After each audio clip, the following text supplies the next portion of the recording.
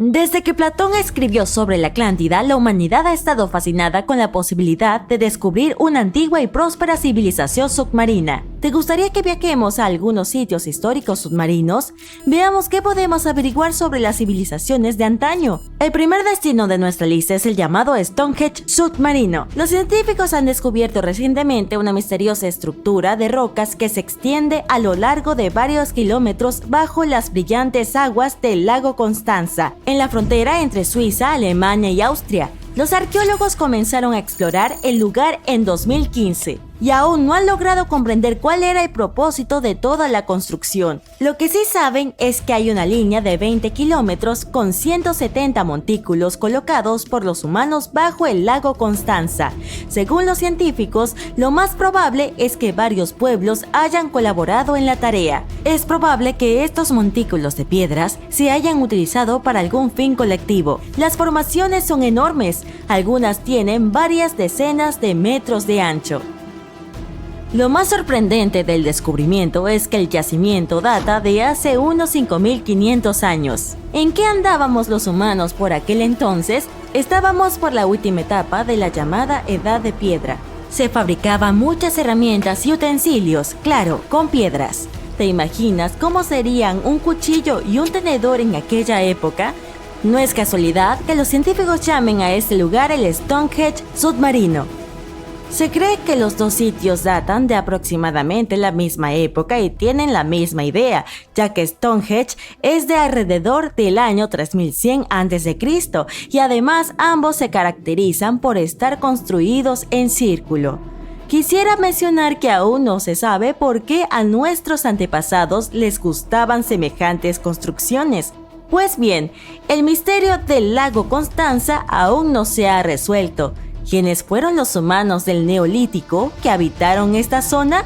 ¿Y con qué fin invirtieron tanto trabajo y esfuerzo en levantar este enorme yacimiento de piedra? A continuación te llevaremos de viaje a las islas Ryukyu, frente a la costa de Japón, y te sumergirás en búsqueda de otro yacimiento arqueológico. Pero debo advertirte, las aguas del Océano Pacífico distan mucho de ser tranquilas. No tardas en ver una enorme estructura, gracias a la luz del sol que ilumina el fondo marino.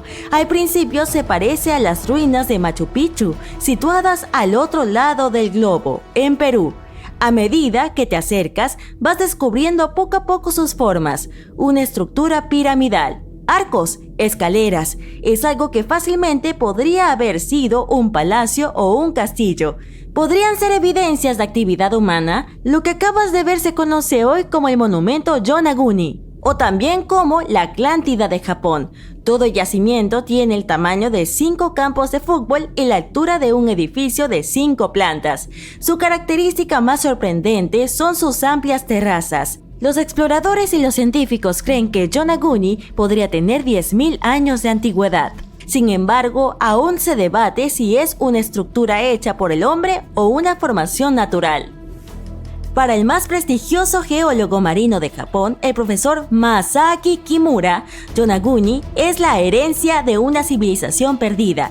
Kimura se ha sumergido para explorar las ruinas más de 100 veces en los últimos 10 años. Según él, allá abajo hay claros signos de actividad humana. En la superficie del monumento hay una concavidad de forma triangular que es un símbolo histórico de las fuentes de agua de la región. También hay una tortuga gigante tallada en el lado oriental de la estructura, y según Kimura, las tortugas tienen un importante significado cultural. En el yacimiento se han recuperado varias piezas pertenecientes a herramientas de piedra. Se estima que su antigüedad es de unos 10.000 años. Sin embargo, no todos los científicos apoyan esta teoría. Para muchos, Yonaguni es el resultado de miles de años de erosión. El hecho de que el supuesto monumento esté compuesto por una sola roca maciza los lleva a pensar que no se trata de una obra humana. Los bordes definidos y las superficies planas recuerdan a una formación natural de Irlanda del Norte llamada Calzada del Gigante. Las columnas de basalto parecen las ruinas de un palacio, pero en realidad son el resultado de la actividad volcánica de la región. Ahora vuelas a la costa de Grecia, a 4 horas de Atenas. Estás en la península del Peloponeso. Es un día soleado. Desempolvas un viejo equipo de buceo con la idea de hacer una inmersión. Al cabo de un rato empiezas a notar ciertos patrones en el fondo marino. 4 metros bajo la superficie aparecen los contornos de unos objetos que puedes reconocer. Continúas buceando y ante tus ojos aparece algo similar a una ciudad entera. Te preguntas, ¿cómo es posible que el agua se haya tragado toda una ciudad? Las rocas están perfectamente alineadas, tal vez formando los cimientos de un edificio. Se trata de Pavlopetri, una antigua ciudad de la que probablemente jamás hayas oído hablar. Fue descubierta por Nicholas Fleming, un oceanógrafo británico, cuando estaba de vacaciones en Grecia. Había oído rumores sobre la existencia de Pavlopetri y efectivamente encontró varios artefactos en el fondo marino. Un año después volvió con un equipo especializado y lograron localizar un sitio lleno de vasijas, recipientes y herramientas. Había un molino de mano, por ejemplo, que se utiliza para moler granos y hacer harina. Varias ánforas indican que este asentamiento se remonta a la Edad de Bronce, hace 5.500 años, cuando la gente empezó a vivir en ciudades. Se cree que el sitio perduró durante más de 2.400 años. Hoy en día, Pavlopetri se considera la ciudad sumergida más antigua jamás descubierta. Y lo más impresionante es que no era un simple pueblo. Era una vibrante ciudad portuaria con edificios de piedra, un mercado, calles e incluso plazas. La siguiente parada de nuestro viaje es una de las ciudades submarinas más famosas de la actualidad, convertida en parque arqueológico.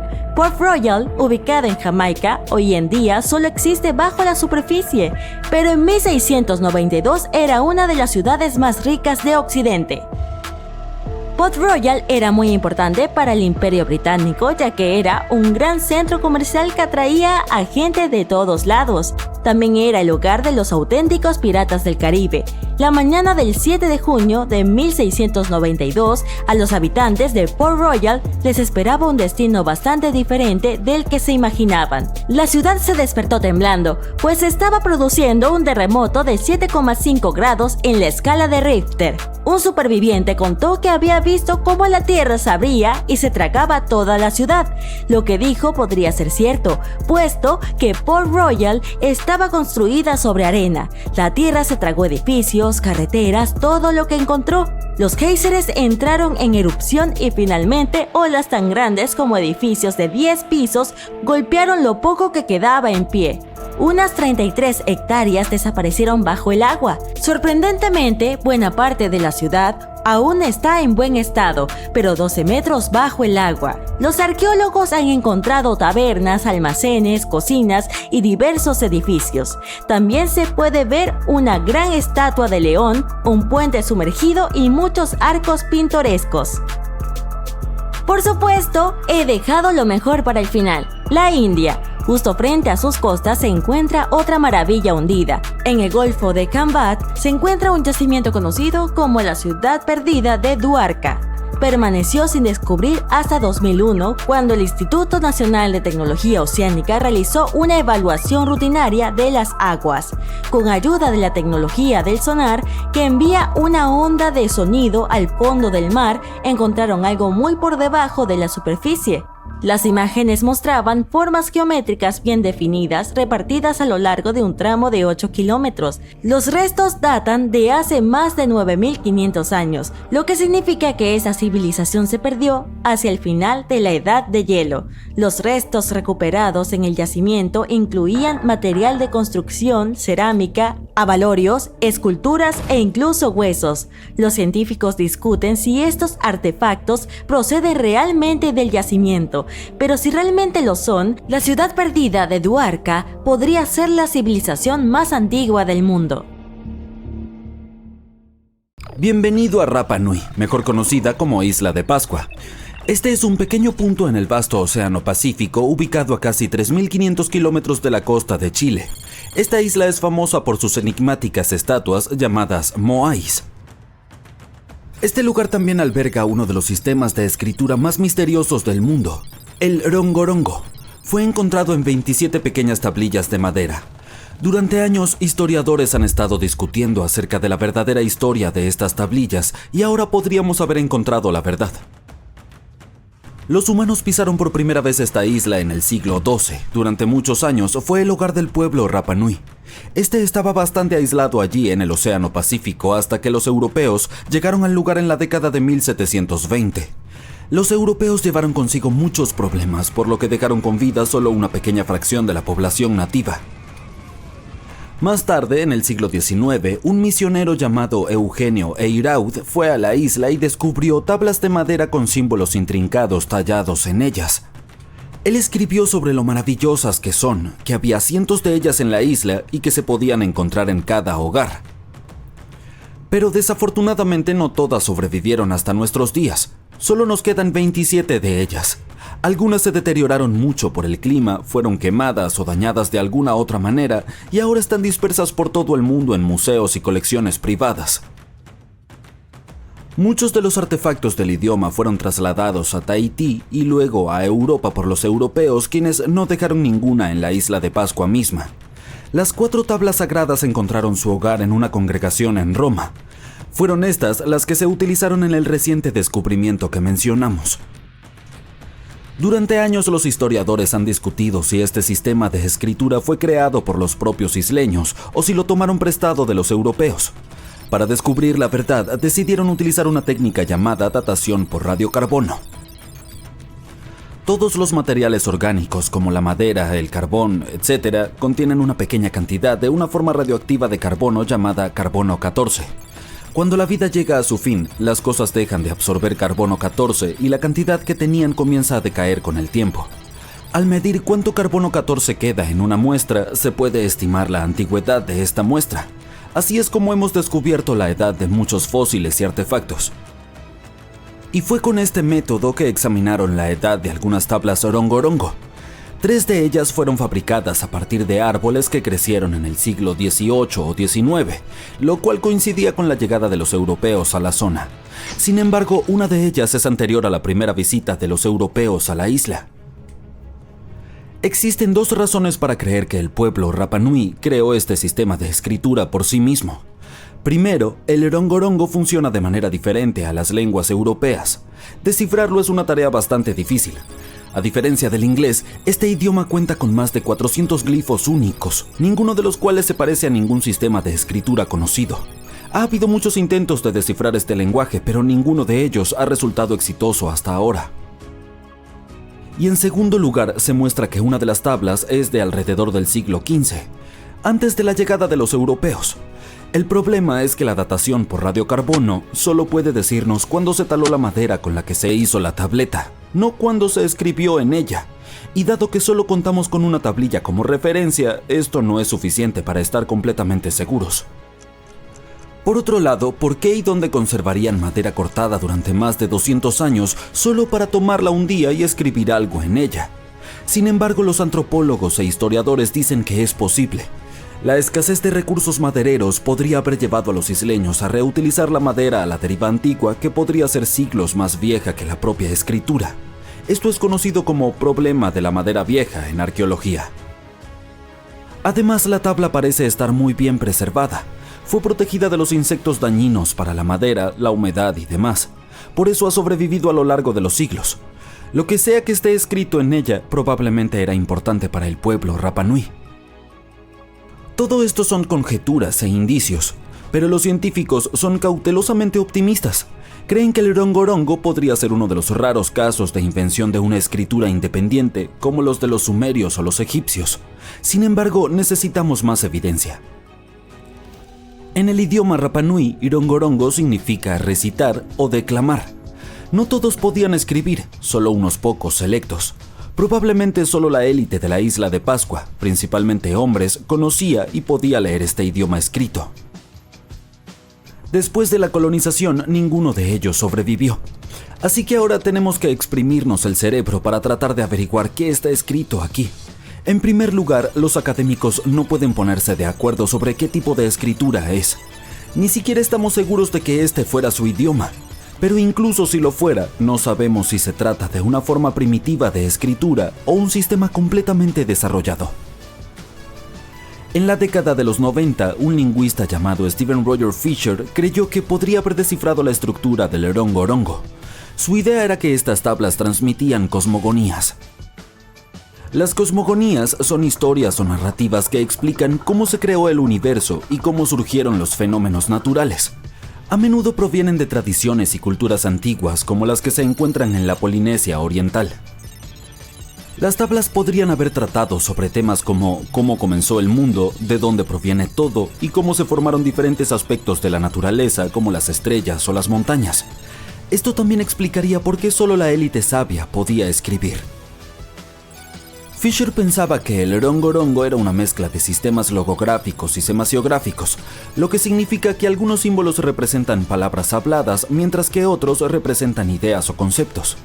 Para descifrarlos sería muy difícil porque requiere una memoria extensa y conocer el contexto, ya que los símbolos son más como sugerencias que como expresiones completas. Sin embargo, otros expertos en idiomas no estuvieron de acuerdo con sus ideas. Estos señalaron que había problemas con la forma en que había armado su teoría. Lamentablemente, Fisher no pudo demostrar esta hipótesis. Quizás son solo dibujos. Si observamos las tablas, hay algunas cosas que parecen reconocibles. Personas, animales, plantas y formas geométricas. Hay algunos pájaros. Uno de ellos se parece a una fragata, ave que el pueblo Rapa Nui asocia con la deidad Makemake. También hay peces, 100 pies y así sucesivamente. O al menos estos glifos se parecen a ellos. ¿Podría ser solo arte o una forma de decoración? Tal vez, pero hay algunos problemas. Los glifos muestran un alto grado de complejidad y estructura. También mantienen el mismo estilo. Por ejemplo, hay varios símbolos que muestran algo parecido a un humano con la mano levantada. La única diferencia son las cabezas distintas. Como si no fuera lo suficientemente complicado, este estilo de escritura único también utiliza un sistema conocido como bustrofedón invertido. Esto significa que cada línea alternativa se voltea boca abajo, por lo que no se parece a nada visto en otro lugar. No sabemos por qué giraron la tabla de esta forma después de cada línea.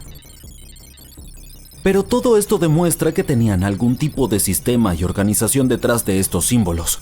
Además, parece que usaban estas tablillas todos los días con algún propósito práctico.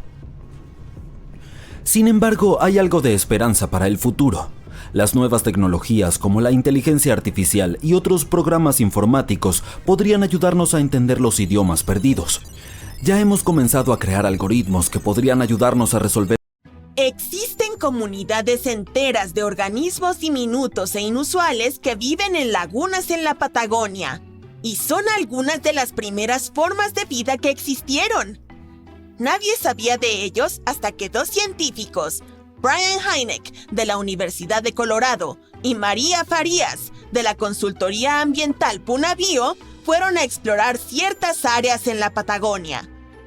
La Patagonia ocupa casi la mitad de Argentina, y poca gente vive allí. Solo algunos agricultores y ganaderos de ovejas que generalmente se instalan cerca de los ríos y cultivan cosas como manzanas, peras y alfalfa. Hace mucho tiempo, era un lugar salvaje y distante donde vivían tribus indígenas, por ejemplo, los tehuelches. Pero esta vez, vamos a seguir las huellas de algunas formas de vida que aparecieron mucho antes que los humanos, y vamos a ver de cerca estos interesantes microorganismos que encontraron Brian y María. Esos dos tuvieron que conducir durante 9 horas en caminos difíciles para llegar a su destino. Se alojaron en un pequeño pueblo, en el que solo viven 35 personas. Estas dependen de un solo manantial, ya que casi nunca llueve allí. En la última noche en el pueblo, Brian se dio cuenta de que las imágenes satelitales que había tomado mostraban un conjunto de lagunas que estaban a solo 16 kilómetros de distancia. Al día siguiente, el pequeño equipo se subió a un auto y avanzó por el camino tanto como pudo hasta que se volvió demasiado difícil conducir. Continuaron la ruta a pie el resto del camino. Fue difícil porque tenían que llevar agua para lidiar con la intensa luz del sol. En algunos lugares, terminaron hundiéndose hasta las rodillas en un barro hecho de sal. Allí arriba había 12 lagunas con aguas perfectamente claras. El lugar en sí no ofrecía mucho, excepto agua muy ácida y salada e intenso sol directo. Pero era como un viaje al pasado, porque esas condiciones eran similares a cómo lucía la Tierra hace muchos, muchos años atrás. Cuando Brian examinó las lagunas, se sorprendió al ver muchos microorganismos inusuales allí.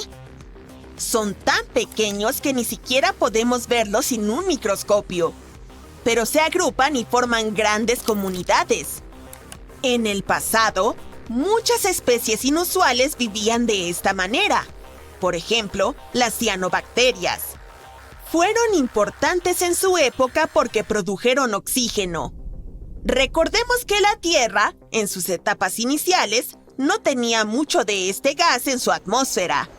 Los primeros estromatolitos podrían haber estado formados por diversos tipos de bacterias que no necesariamente producían oxígeno, sino que solo vivían una vida tranquila allí.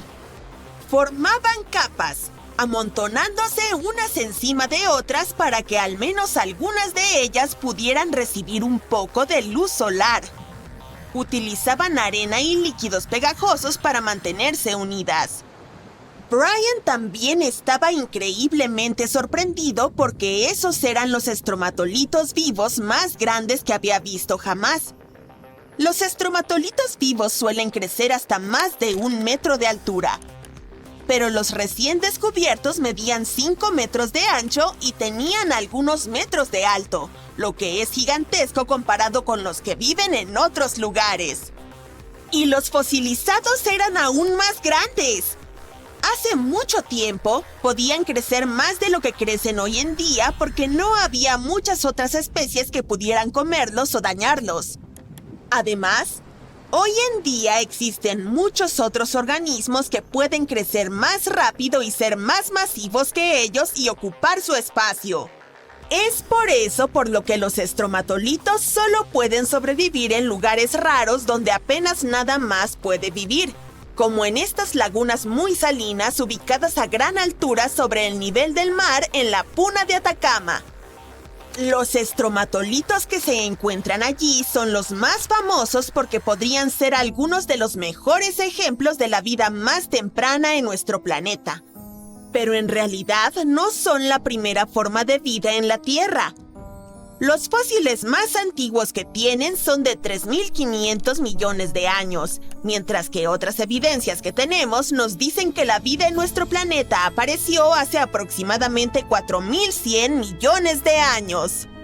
Tal vez algunos estromatolitos vivían en aquel entonces también. Pero la Tierra ha cambiado mucho desde esa época, y los lugares donde podrían haber vivido no han sobrevivido. Todo esto puede no parecer mucho a primera vista porque nadie ha encontrado una bestia exótica y extraña que nuestro mundo nunca haya visto antes. Pero estos son ejemplos notables de cómo podría ser la búsqueda de vida en otro lugar del universo. Los científicos que están interesados en estudiar Marte suelen venir a este lugar, ya que podría ser similar a cómo se veía el planeta rojo hace muchísimo tiempo. Si hubiera fósiles escondidos en las rocas antiguas de Marte, podrían parecerse a estos estromatolitos. Otra tierra lejana ha revelado algunos de sus secretos. Estoy hablando de la Antártida, con un antiguo mundo perdido hallado bajo su hielo. La Antártida no siempre ha sido esta tierra aislada y helada de nieve y capas de hielo. En algún momento solía ser parte del supercontinente de Gondwana, junto con lo que ahora es Sudamérica, África, Australia, la península arábiga y el subcontinente indio. Pero en algún punto se separó y fue a construir una vida por su cuenta. Se formó a medida que otras masas terrestres comenzaron a alejarse, lo cual creó su línea de costa. Pero la Antártida también era diferente en muchas otras formas en aquel entonces. Solía ser una tierra cubierta de magníficos bosques y ríos llenos de vida. Los científicos utilizaron radares y satélites para explorar un mundo misterioso escondido bajo el hielo allí. Esta tierra antigua que está cerca del Océano Índico, es tan grande como el estado de Maryland en los Estados Unidos o Bélgica. Tiene más de 14 millones de años de antigüedad. Algunos estudios dicen que esta área se formó hace más de 34 millones de años, que fue mucho antes de que la Antártida entrara en su gran congelación. Al principio, las temperaturas allí eran más altas, posiblemente como el clima en Patagonia o en los fríos bosques templados lluviosos de Tasmania, Nueva Zelanda o tal vez incluso más tropical que eso. Pero a medida que el clima se enfriaba, pequeños glaciares comenzaron a formarse. El descubrimiento accidental más emocionante que he hecho en mi vida fue un billete de $10 en mi antigua chaqueta de invierno. Sin embargo, algunas personas son más afortunadas, ya que descubren ciudades subterráneas de hace siglos o realizan inventos que las convierten en millonarias. El velcro se inventó después de un paseo rutinario por el bosque. Los copos de maíz se inspiraron en un diente astillado y la masa salvó por casualidad a un imperio empresarial de la caída. En 1998, el ingeniero eléctrico John Williams encontró algo que parecía un enchufe eléctrico saliendo del suelo. Comenzó a cavar y notó que estaba incrustado en una pequeña roca. Lo encontró en una zona rural de América del Norte, lejos de la civilización, de complejos industriales, aeropuertos, fábricas y plantas electrónicas. Este dispositivo electrónico incrustado en una sólida piedra de granito recibió el apodo de Enigmalito y un precio de $500,000. Algunos científicos están seguros de que es una gran farsa y no un recuerdo dejado por visitantes extraterrestres, como afirma Williams. Sin embargo, quien descubrió la roca quería demostrar que era una auténtica pieza de tecnología antigua, algo así como un conector eléctrico. Si no es una farsa, entonces este pequeño hallazgo podría ser una prueba de que los humanos u otra civilización del pasado eran mucho más avanzados de lo que pensamos. Deben haber inventado una forma de transmitir electricidad mucho antes que los humanos en el siglo XIX. Los científicos tuvieron la oportunidad de examinar el hallazgo y determinar qué era realmente sin romper la roca, pero no hubo interesados. Williams consultó con un ingeniero y un geólogo, y ambos confirmaron que no había rastros de pegamento en el componente electrónico. Tampoco fue soldado, por lo que debe ser tan antiguo como la roca, que tiene alrededor de 100,000 años según el análisis geológico. El Dr. John Kellogg tenía una filosofía de vida biológica con ejercicio regular, masajes, abundante agua, sin malos hábitos ni cafeína y sin carne. A finales del siglo XIX, se hizo cargo de un instituto de salud en Michigan.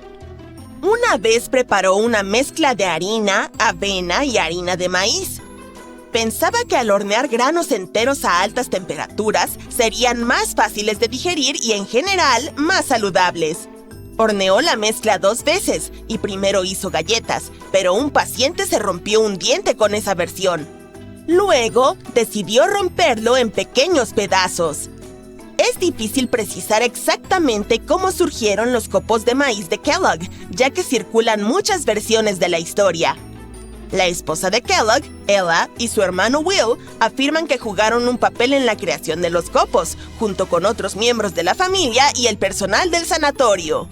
Según la historia de la empresa, todo sucedió una noche en 1898, cuando se dejó una masa de cereal a base de trigo fuera demasiado tiempo y se fermentó.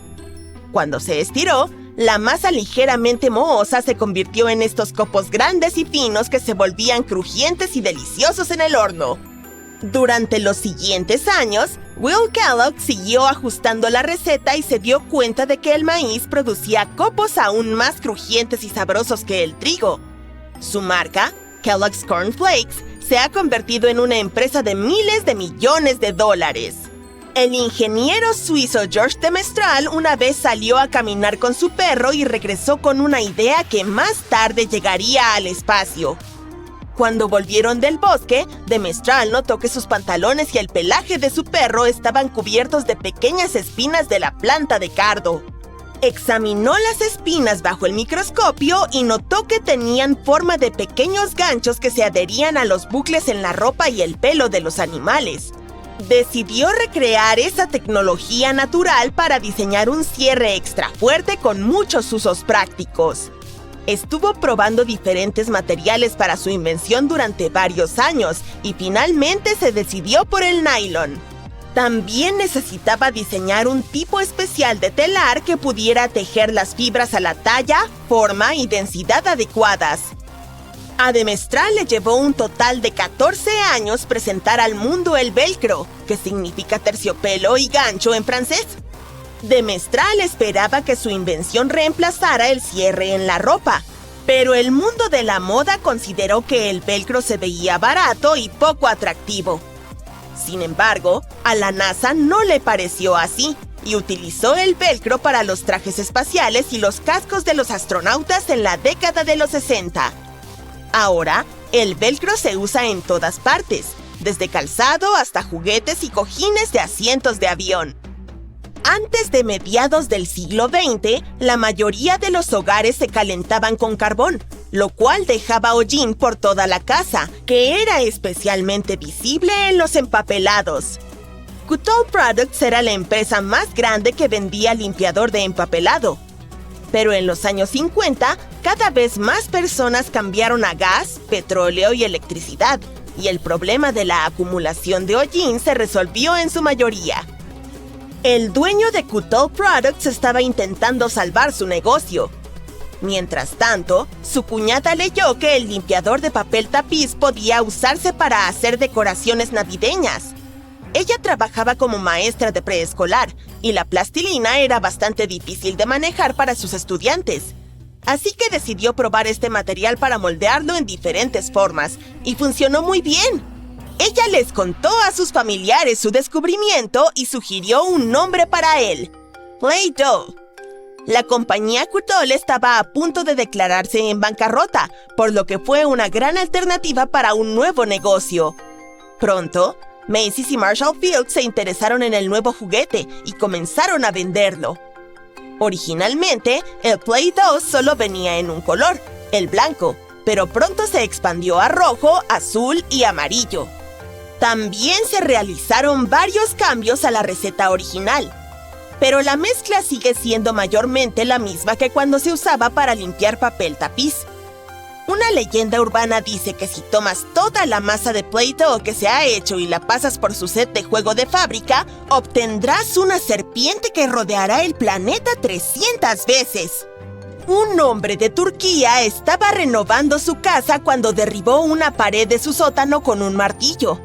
Descubrió un túnel detrás de esa pared que conducía a una antigua ciudad subterránea. El túnel llevaba a más túneles y luego a salas y cámaras. Resultó ser un complejo subterráneo completo con 18 pisos y sin un solo habitante, abandonado hacía mucho tiempo. Era la ciudad de Derinkuyu, construida hace miles de años, un hogar para unas 20,000 personas. Quienquiera que la haya erigido tenía una gran habilidad, ya que es bastante fácil construir túneles con la... Te presento a Costello. Es un pulpo de arrecife brasileño, pero no es un pulpo común. Mientras lo observaban, los científicos comenzaron a sospechar que podría estar teniendo pesadillas. Cuando dormía, cambiaba de color, hacía algunos movimientos repentinos, expulsaba agua e incluso liberaba tinta. Decidieron estudiar a Costello por un tiempo. Su comportamiento durante el sueño parecía reflejar estrés y miedo. El estudio mostró que podría tener sueños vívidos, a veces terroríficos. Aunque solo es un pulpo, estas criaturas submarinas, que son adorables, son conocidas por su inteligencia y, en ocasiones, por tener comportamientos similares a los humanos, por lo que es totalmente posible que tengan sueños como nosotros. En el caso de Costello, podría estar atormentado por recuerdos de tiempos difíciles en la costa de los Cayos de Florida. El pobre Costello tiene un pasado duro. Perdió un tentáculo ante un depredador antes de ser capturado.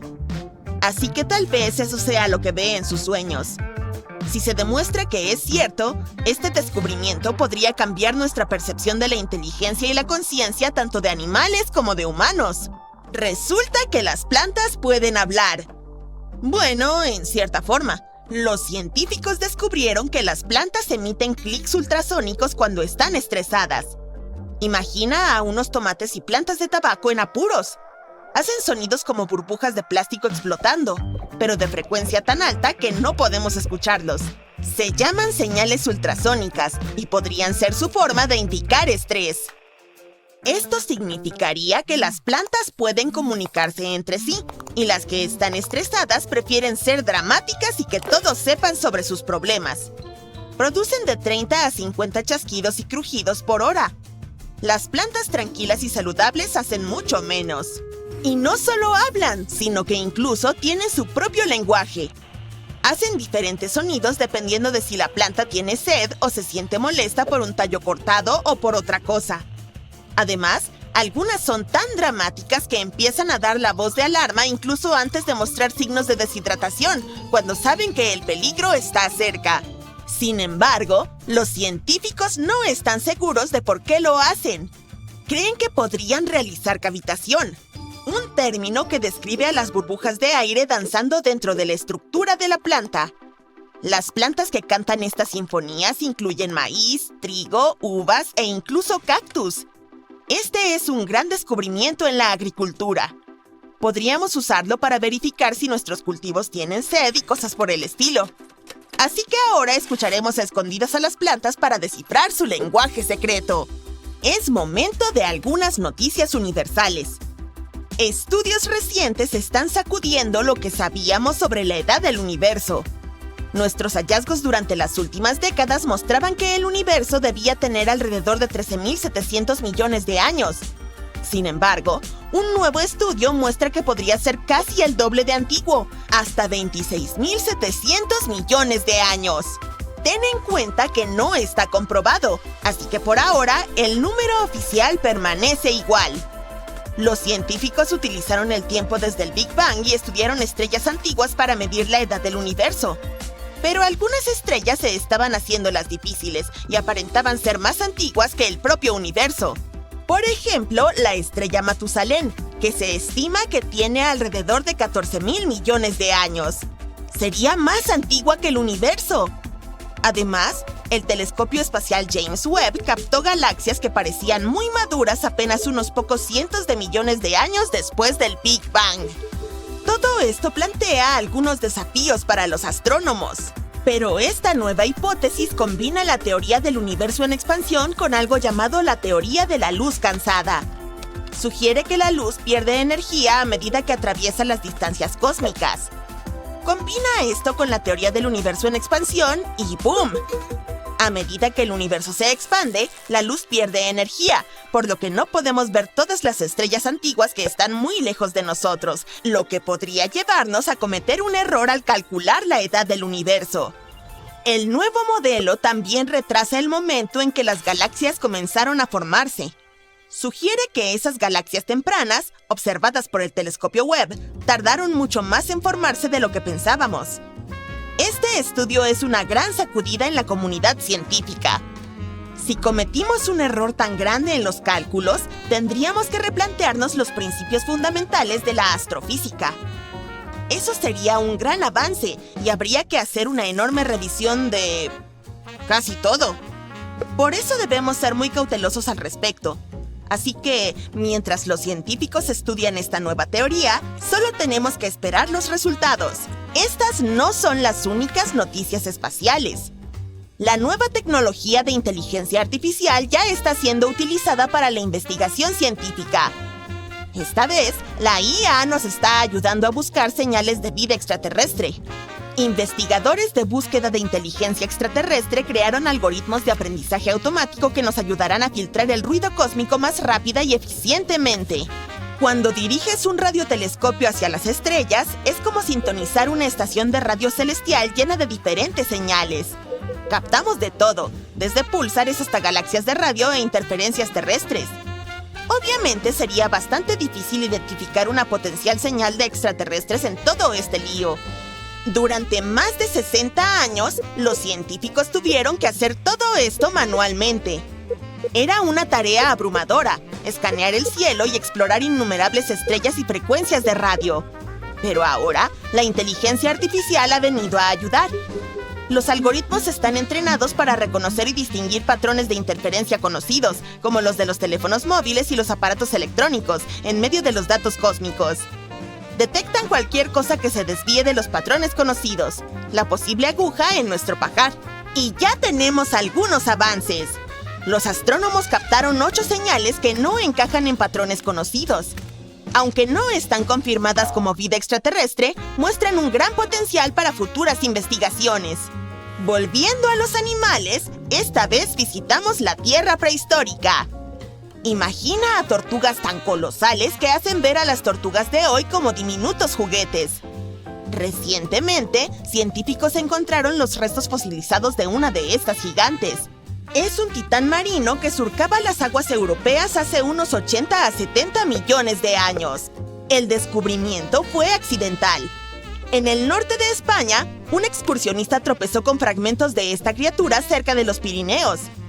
Esta tortuga tenía el tamaño de un rinoceronte, alrededor de 4 metros de largo. Para que te hagas una idea, el animal sería del tamaño de un coche normal. Demuestra que los grandes tamaños eran más comunes antes de un evento de extinción. Las tortugas que conocemos ahora, de longitudes más pequeñas pero aún significativas, llegaron después. Pero los océanos antiguos estaban llenos de tortugas gigantes que devoraban moluscos y medusas. Este descubrimiento también desafía la idea de que las tortugas gigantes eran exclusivas de América del Norte. La existencia de este coloso prueba que estos reptiles también se encontraban en aguas europeas, así que esta podría ser solo la punta del iceberg. Y finalmente, el telescopio espacial James Webb de la NASA ha hecho un gran descubrimiento. Detectó un compuesto crucial de carbono en el espacio.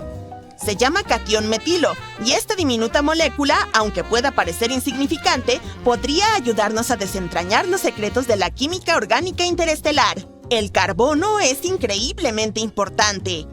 Las moléculas de carbono son bloques de construcción que forman todo, desde estrellas y planetas hasta, bueno, nosotros. Es el ingrediente clave para la vida, y los científicos están ansiosos por comprender cómo participó de nuestra existencia en la Tierra y si podría hacer lo mismo en otras partes del universo. Además, el catión metilo juega un papel muy importante en la formación de moléculas complejas basadas en carbono. Por eso es genial que hayamos descubierto el catión metilo, aunque esté muy lejos. Los científicos de la NASA lo encontraron en un sistema estelar joven. Este sistema se encuentra a unos 1350 años luz de nosotros, en la nebulosa de Orión. La estrella de este sistema, que es más pequeña y un poco más débil que nuestro Sol, está bombardeada por la intensa luz ultravioleta de estrellas jóvenes, masivas y calientes cercanas. Podrías pensar que una radiación UV tan fuerte destruiría las moléculas orgánicas complejas, pero el equipo de investigación cree que en realidad podría iniciar la formación de estos compuestos de carbono. Quizás las estrellas más fuertes y sus niveles de radiación superiores realmente funcionen como fuentes de energía para la vida y desencadenen una reacción química que da como resultado compuestos de carbono complejos, como plantas y animales. Parece que al fin encontramos otra pieza del rompecabezas. Hace algunos años se hizo un macabro descubrimiento en Egipto. ¿Quieres saber más sobre ello? Pues se trata de 16 manos humanas cuidadosamente enterradas en 4 fosas espeluznantes. Al principio no parecían manos humanas porque eran anormalmente grandes, pero lo eran. Extrañamente, solo había manos derechas. No se veía ninguna mano izquierda, y resulta que esto apunta a la práctica de un antiguo y oscuro ritual. El arte y los relatos del antiguo Egipto hablaban de una ceremonia en la que los guerreros presentaban la mano derecha de sus adversarios como prueba de victoria y pedían oro a cambio. Los egipcios creían en la vida después de la muerte, por lo que cortar la mano de alguien significaba cortar su poder eternamente.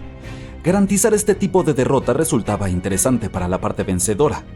Aquí la lucha era entre los egipcios y los iccios, quienes vivían en lo que alguna vez fue conocido como Canaán.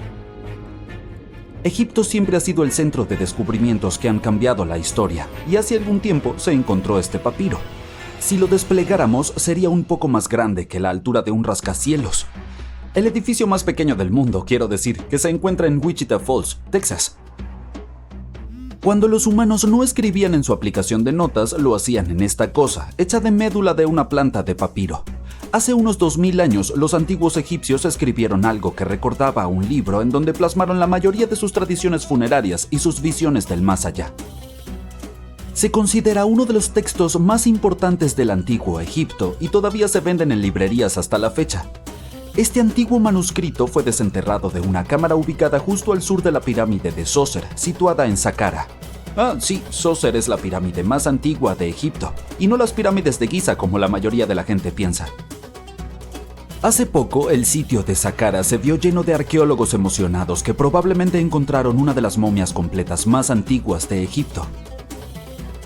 Ellos creen que esta hermosa y bien preservada momia era la de un hombre adinerado. Fue descubierta en un pozo profundo cubierta con capas de hojas de oro. Hay muchos simbolismos que demuestran que él era un hombre importante y adinerado, como la banda que llevaba en la cabeza, el brazalete en su pecho y el hecho de que haya sido embalsamado con una túnica, la cual estaba reservada para los habitantes más distinguidos de Egipto. La parte más emocionante de todo el descubrimiento fue encontrar el lugar de descanso sellado con mortero, tal como los antiguos egipcios lo dejaron hace 4300 años. Esto puede sonar extraño, pero en 2008 los arqueólogos descubrieron una pirámide perdida. Desapareció porque se deterioró a lo largo de 4000 años. Hoy en día solo se puede ver su base. Era un sitio bastante importante en la antigüedad. Se dice que alrededor del área de la pirámide los habitantes antiguos realizaban un tipo especial de ceremonia donde los sumos sacerdotes llevaban restos momificados de toros sagrados. Aquí tienes un dato curioso. Los antiguos egipcios creían que los toros apis eran encarnaciones terrenales de la deidad de la ciudad de Menfis y estaban relacionados con los ritos de fertilidad. Sin embargo, no era cualquier toro apis. Necesitaban ser completamente negros, con una sola marca blanca entre sus cuernos y un montón de características muy específicas. Eran seleccionados por los sacerdotes locales y honrados hasta que fallecían. Después de eso, eran momificados y enterrados en galerías subterráneas. Esta pirámide desaparecida se esfumó alrededor de 1800. Fue un arqueólogo alemán quien la encontró por primera vez en el pueblo de Saqqara. Él la llamó la pirámide sin cabeza cuando la encontró, pero luego, años después del descubrimiento oficial, la arena del desierto llegó y cubrió todo. Hubo algunas excavaciones entre los siglos XIX y XX, pero no fueron muy sistemáticas. Por eso los científicos estaban tan emocionados cuando excavaron la base completa de una pirámide después de remover los 8 metros de arena que la cubrían. Y resulta que arqueólogos estadounidenses están excavando un cementerio en Egipto que podría contener más de 1 millón de cuerpos momificados. Hasta ahora los arqueólogos han desenterrado alrededor de 1700 momias. Una de las principales diferencias con otras momias egipcias clásicas es que estas personas no eran reyes ni faraones. Eran gente común que probablemente vivió hace unos 1500 años, cuando Egipto estaba controlado por los imperios romano y bizantino. El nombre del cementerio es genial, Camino del Búfalo de Agua, por si quieres visitarlo en tu próximo viaje. Aparte de toros y búfalos, a los antiguos egipcios también les gustaban los babuinos. ¿Estás viendo un patrón aquí? Y a principios del siglo XX, los arqueólogos descubrieron un sitio lleno de babuinos momificados en un lugar llamado Valle de los Monos. Un animal no habría sido momificado si no hubiera sido considerado importante. Algunos animales eran más importantes que otros, ya que estaban vinculados a deidades específicas. Los chacales estaban conectados con Anubis, el antiguo dios del más allá, y los gatos eran asociados con la diosa Bastet. Los babuinos eran muy importantes, ya que se creía que estaban conectados con Thoth, la deidad de la sabiduría y consejera de Ra, una de las deidades supremas de Egipto. Los arqueólogos que estudiaron el interior no estaban muy contentos. Creen que estos babuinos eran mantenidos adentro y se los privaba de la luz solar durante la mayor parte de sus vidas. Tenían deficiencias extremas de vitamina D y estaban mal alimentados. Quizás Thoth se enojó con estos cuidadores babuinos. Solo una suposición. Dado que nunca hay un día aburrido para los arqueólogos en Egipto, también encontraron momias humanas con lenguas de oro. Como los egipcios se preocupaban mucho por el más allá, creían que las lenguas de oro podrían ayudar a una persona a hablar una vez que pasara al otro lado. Es decir, es una apuesta arriesgada, pero ¿por qué no? Algunas de estas momias fueron colocadas en ataúdes de madera con objetos como collares, cerámica, artefactos dorados en forma de flores de loto y escarabajos, y sus iPhones. Oye, solo bromeo. Recientemente se desenterró un nuevo templo en Egipto. Los científicos creen que fue erigido en honor a Zeus Casio. Esta deidad sería la mezcla entre Zeus, la todopoderosa deidad griega del cielo, y el monte Casios. Al excavar alrededor de la península del Sinaí en Egipto, los arqueólogos encontraron 2 columnas de granito rosado asomando del suelo. ¡Y bingo! Ellos creen que estas representaban la puerta principal del templo y colapsaron durante un terremoto, hace muchos años. Y hablando de deidades, no todas eran súper serias.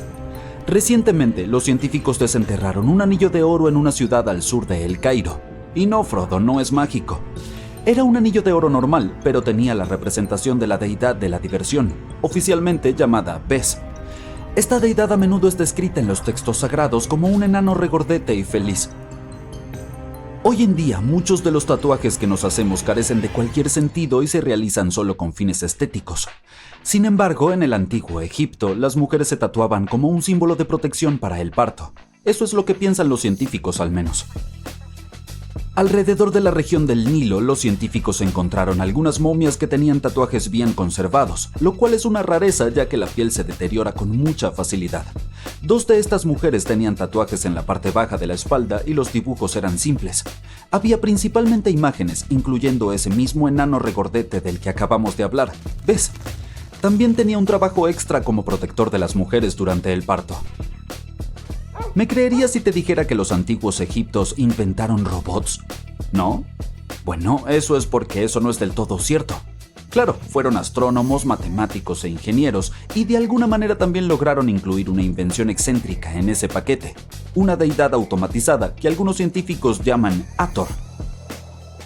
Esta estatua de madera había estado en el Museo Metropolitano de Arte durante años antes de que alguien notara su secreto. Con la ayuda de una máquina de rayos X, los especialistas descubrieron un sistema operativo mecánico en su interior. El eje, similar a una polea, va desde el hombro de la estatua hasta su pierna izquierda. Cuando el sistema rota, la estatua sube y baja la mano. ¡Hola! ¡Elígeme, elígeme! ¡Tengo la mano levantada! ¡Aquí!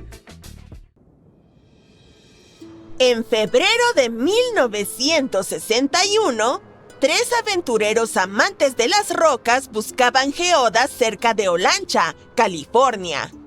Llevaron uno de sus hallazgos a casa y lo estudiaron porque lucía bastante extraño.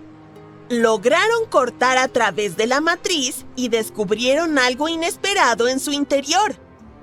En lugar de las formaciones minerales habituales, había dentro un objeto cilíndrico que parecía porcelana. Alrededor de este eje había una funda hexagonal hecha de cobre y alguna sustancia no identificada. Los descubridores esperaban haber encontrado un ejemplo de alguna tecnología desconocida de hace 500,000 años. Podría ser la prueba de que existió una civilización antigua hiperavanzada como la Atlántida, o que el viaje en el tiempo era real. ¿Quizás alguien vino desde el futuro y dejó caer el objeto por accidente? O tal vez algunos seres extraterrestres inteligentes lo trajeron al visitar la Tierra. Si cualquiera de estas teorías fuera cierta, significaría que los científicos tendrían que reescribir toda la historia humana. Pero no todos compartían el entusiasmo. Y los buscadores de la verdad y los círculos de arqueología alternativa intentaron resolver el misterio del llamado artefacto de Coso hasta finales de los 90 con teorías y debates. Luego, un grupo de escépticos tomó imágenes y radiografías del descubrimiento y se las mostró a unos coleccionistas de bujías. Ellos identificaron el artefacto como una bujía con componentes metálicos corroídos de la década de 1920 y no como una tecnología antigua. Casi 20 años después, Uno de los descubridores del artefacto accedió a llevarlo para su inspección a la Universidad de Washington. Oficialmente confirmaron que era una bujía Champion de los años 20. Además, la matriz de piedra que contenía el artefacto no era una geoda, sino una concreción.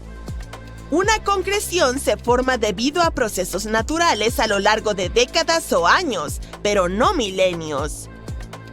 El artefacto de Coso es un buen ejemplo de un objeto fuera de lugar, que es un concepto de la pseudoarqueología. Es algo que está en un lugar o tiempo donde no debería estar.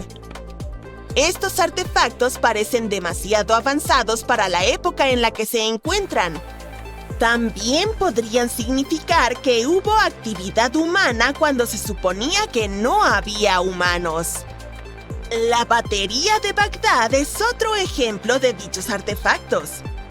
Fue encontrada en la década de los 30 por un arqueólogo alemán y consta de un jarrón de arcilla, un cilindro de cobre y una varilla de hierro que atraviesa el tapón del jarrón. Su parte superior, que estaba rota, probablemente fue sellada con asfalto. Su descubridor notó que tenía dos metales diferentes y posiblemente un electrolito, que son los componentes clave de una batería. No hay escrituras antiguas que respalden esta teoría, pero cuando los científicos realizaron pruebas y la llenaron con una solución iónica como vinagre o vino, mostraron que podía conducir electricidad.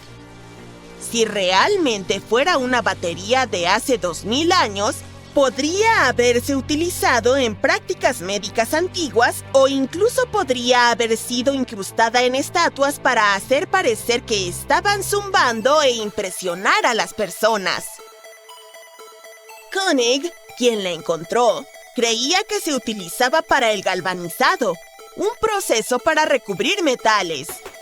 Aunque se hubiera usado como batería, el artefacto de Bagdad solo podría producir una pequeña cantidad de energía, alrededor de 1 voltio de electricidad. Por ello, algunos creen que se utilizaba como contenedor para almacenar pergaminos sagrados. En la década de los 30, una pareja tropezó con algo extraño mientras caminaban junto a Red Creek, en Texas.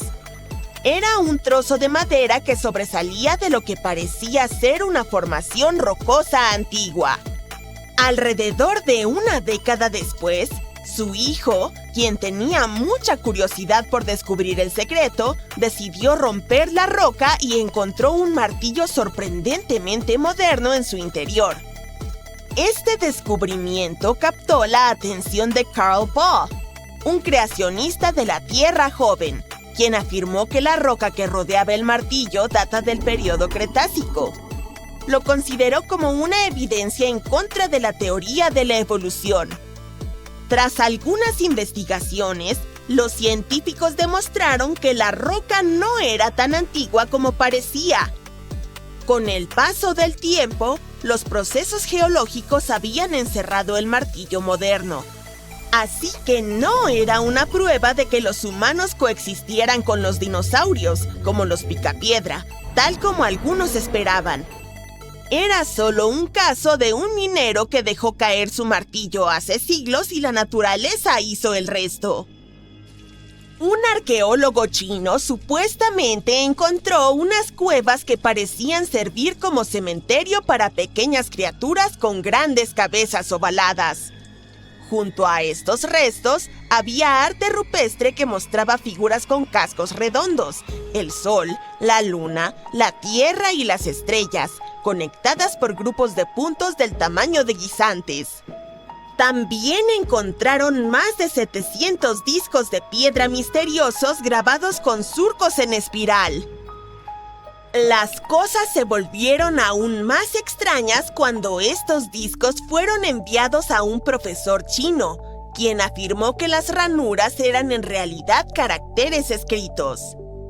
Según su traducción, los discos relataban la historia de los visitantes Dropa de otro planeta, que habían estrellado su nave espacial en la Tierra hace aproximadamente 12.000 años y habían intentado convivir con los humanos hasta que fueron perseguidos por los lugareños.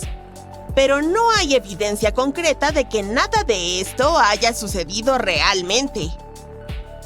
La historia se publicó por primera vez en la década de los 60 en un par de artículos, pero todo parecía un poco sospechoso.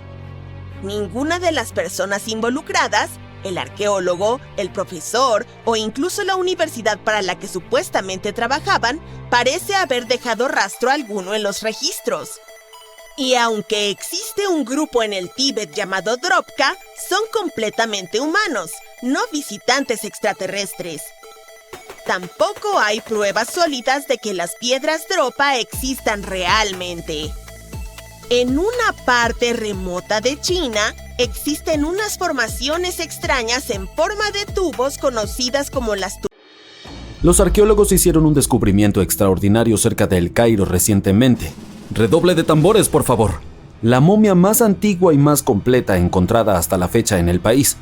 La momia de 4.300 años fue descubierta en un grupo de tumbas cerca de la pirámide escalonada de Zoser, que data del Imperio Antiguo de Egipto. Estaba cubierta de capas de oro. El equipo también encontró otras tumbas, incluyendo una perteneciente a un funcionario egipcio antiguo y otra a un guardián secreto que tenía el poder de realizar ceremonias especiales. Otra tumba interesante era la de un escritor que contenía las estatuas más grandes encontradas en la zona. Este extenso sitio funerario también alberga más de una docena de pirámides y campos de descanso. Probablemente una de las momias más famosas del mundo sea la de Hatshepsut. Ella gobernó Egipto durante aproximadamente 20 años, construyó todo tipo de edificaciones impresionantes y creó nuevas rutas comerciales. Pero cuando el arqueólogo Howard Carter encontró su tumba en el Valle de los Reyes, su sarcófago estaba vacío. Sin embargo, Carter encontró 2 ataúdes en otra tumba, uno de los cuales pertenecía a la nodriza de Hatshepsut y el otro a una mujer desconocida. En 2006, un equipo de especialistas decidió investigar si esa dama misteriosa era la misma reina. Encontraron una muela en una caja de madera con el nombre de Hatshepsut y al compararla con un hueco en la boca de la momia, coincidía perfectamente. Ramsés II fue un gobernante bastante impresionante, pero fue su momia la que finalmente hizo historia. Se considera que Ramsés fue el faraón más poderoso de todo Egipto, ya que gobernó durante la increíble cantidad de 6 décadas. Además, vivió más de 90 años. Es bastante sorprendente considerando la época en la que vivía. Ramsés II supuestamente tuvo más de 100 hijos. Esa sí que es una familia numerosa. Cuando falleció, su cuerpo fue enterrado originalmente en el Valle de los Reyes, pero unos ladrones intentaron robar todos los tesoros de su tumba. Sin embargo, los oficiales de aquel entonces no lo permitieron, así que trasladaron su cuerpo a un lugar secreto para mantenerlo seguro. Avancemos rápidamente hasta el siglo XIX y la momia de Ramsés II fue descubierta junto con la de otros gobernantes e importantes funcionarios. Pero no estaba en las mejores condiciones, así que los arqueólogos la llevaron a París para que recibiera cuidados especiales. El problema era que no podía ser transportada a otros países así nomás. La única solución fue otorgarle a Ramsés II su propio pasaporte. Su ocupación fue registrada como rey y el documento incluso incluía su foto. Como todos sabemos, la mayoría de las momias no son conocidas por tener la piel más hidratada. Pero la de la mujer asiática conocida como Lady Di demuestra lo contrario. No Lady Di. Esta distinguida dama de tiempos antiguos fue descubierta en una tumba ornamentada en 1971 y lucía fabulosa, si es que podemos decir eso de una momia. Gracias a las condiciones especiales de su tumba, como la humedad del ambiente y la falta de oxígeno, su cuerpo se conservó casi perfectamente. Su piel era suave, su cabello estaba impecable y aún conservaba flexibilidad. El museo que ahora exhibe con orgullo su momia también muestra un montón de objetos lujosos que fueron enterrados con ella, como vajilla e instrumentos musicales. Los arqueólogos investigaron más a fondo la momia y descubrieron que falleció de un infarto aproximadamente a los 50 años. Aunque han pasado más de 2000 años, la señora Dai sigue haciendo historia. La momia de Ötzi, el hombre de los hielos, fue descubierta en los Alpes en 1991. Las autoridades austríacas inicialmente pensaron que era un montañista moderno porque estaba muy bien conservado, pero en realidad era de la edad del cobre. Fue encontrado en un paso montañoso a más de 3.000 metros sobre el nivel del mar. Estudiando su momia, hemos aprendido mucho sobre la vida en la Europa de la Edad del Cobre. Por ejemplo, sabemos que él era nativo de Europa Central y disfrutaba comer carne. También padecía de artritis, endurecimiento de las arterias y problemas intestinales, pero probablemente utilizaba acupuntura y hierbas medicinales para tratar estas enfermedades. Y al parecer era bastante hábil con las herramientas. Las afiló apenas unos días antes de su prematura muerte. ¿Quién sabe si esperaba tener problemas o simplemente se preparaba para algún trabajo rutinario? La historia de Tutankamón hizo famosas a todas las momias. Este faraón falleció a la temprana edad de 19 años hace más de 3 milenios, pero su momia sigue siendo una de las más conocidas del mundo. Cuando su tumba fue abierta en 1922, la gente se volvió loca porque aún estaba intacta, a diferencia de muchas otras tumbas reales. Tenía unos ataúdes increíblemente lujosos, incluyendo uno hecho de oro sólido. La tumba de Tutankamón no solo nos ofreció una mirada a la historia del antiguo Egipto, sino que su momia también nos enseñó mucho sobre la época en la que vivió. El análisis de ADN ayudó a identificar a sus padres y reveló que el faraón tenía un raro trastorno óseo que podría haberle dificultado caminar. El hombre de Gebelein es una de las momias más fascinantes de las que escucharás hablar. Es como un viajero en el tiempo de hace 5000 años que todavía luce increíble con su cabello dorado y sus uñas perfectamente conservadas. Fue descubierto en Egipto y se cree que es el cuerpo momificado más antiguo que se conoce.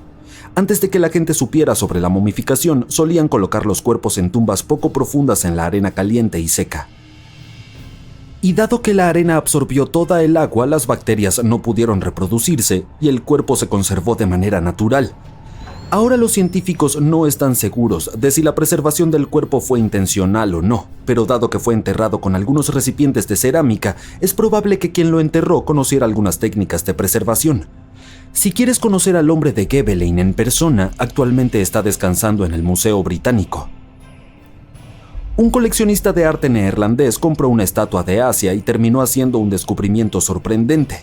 La estatua contenía una momia oculta en su interior. Desafortunadamente el cuerpo era demasiado frágil para moverlo, así que tuvieron que dejarlo ahí.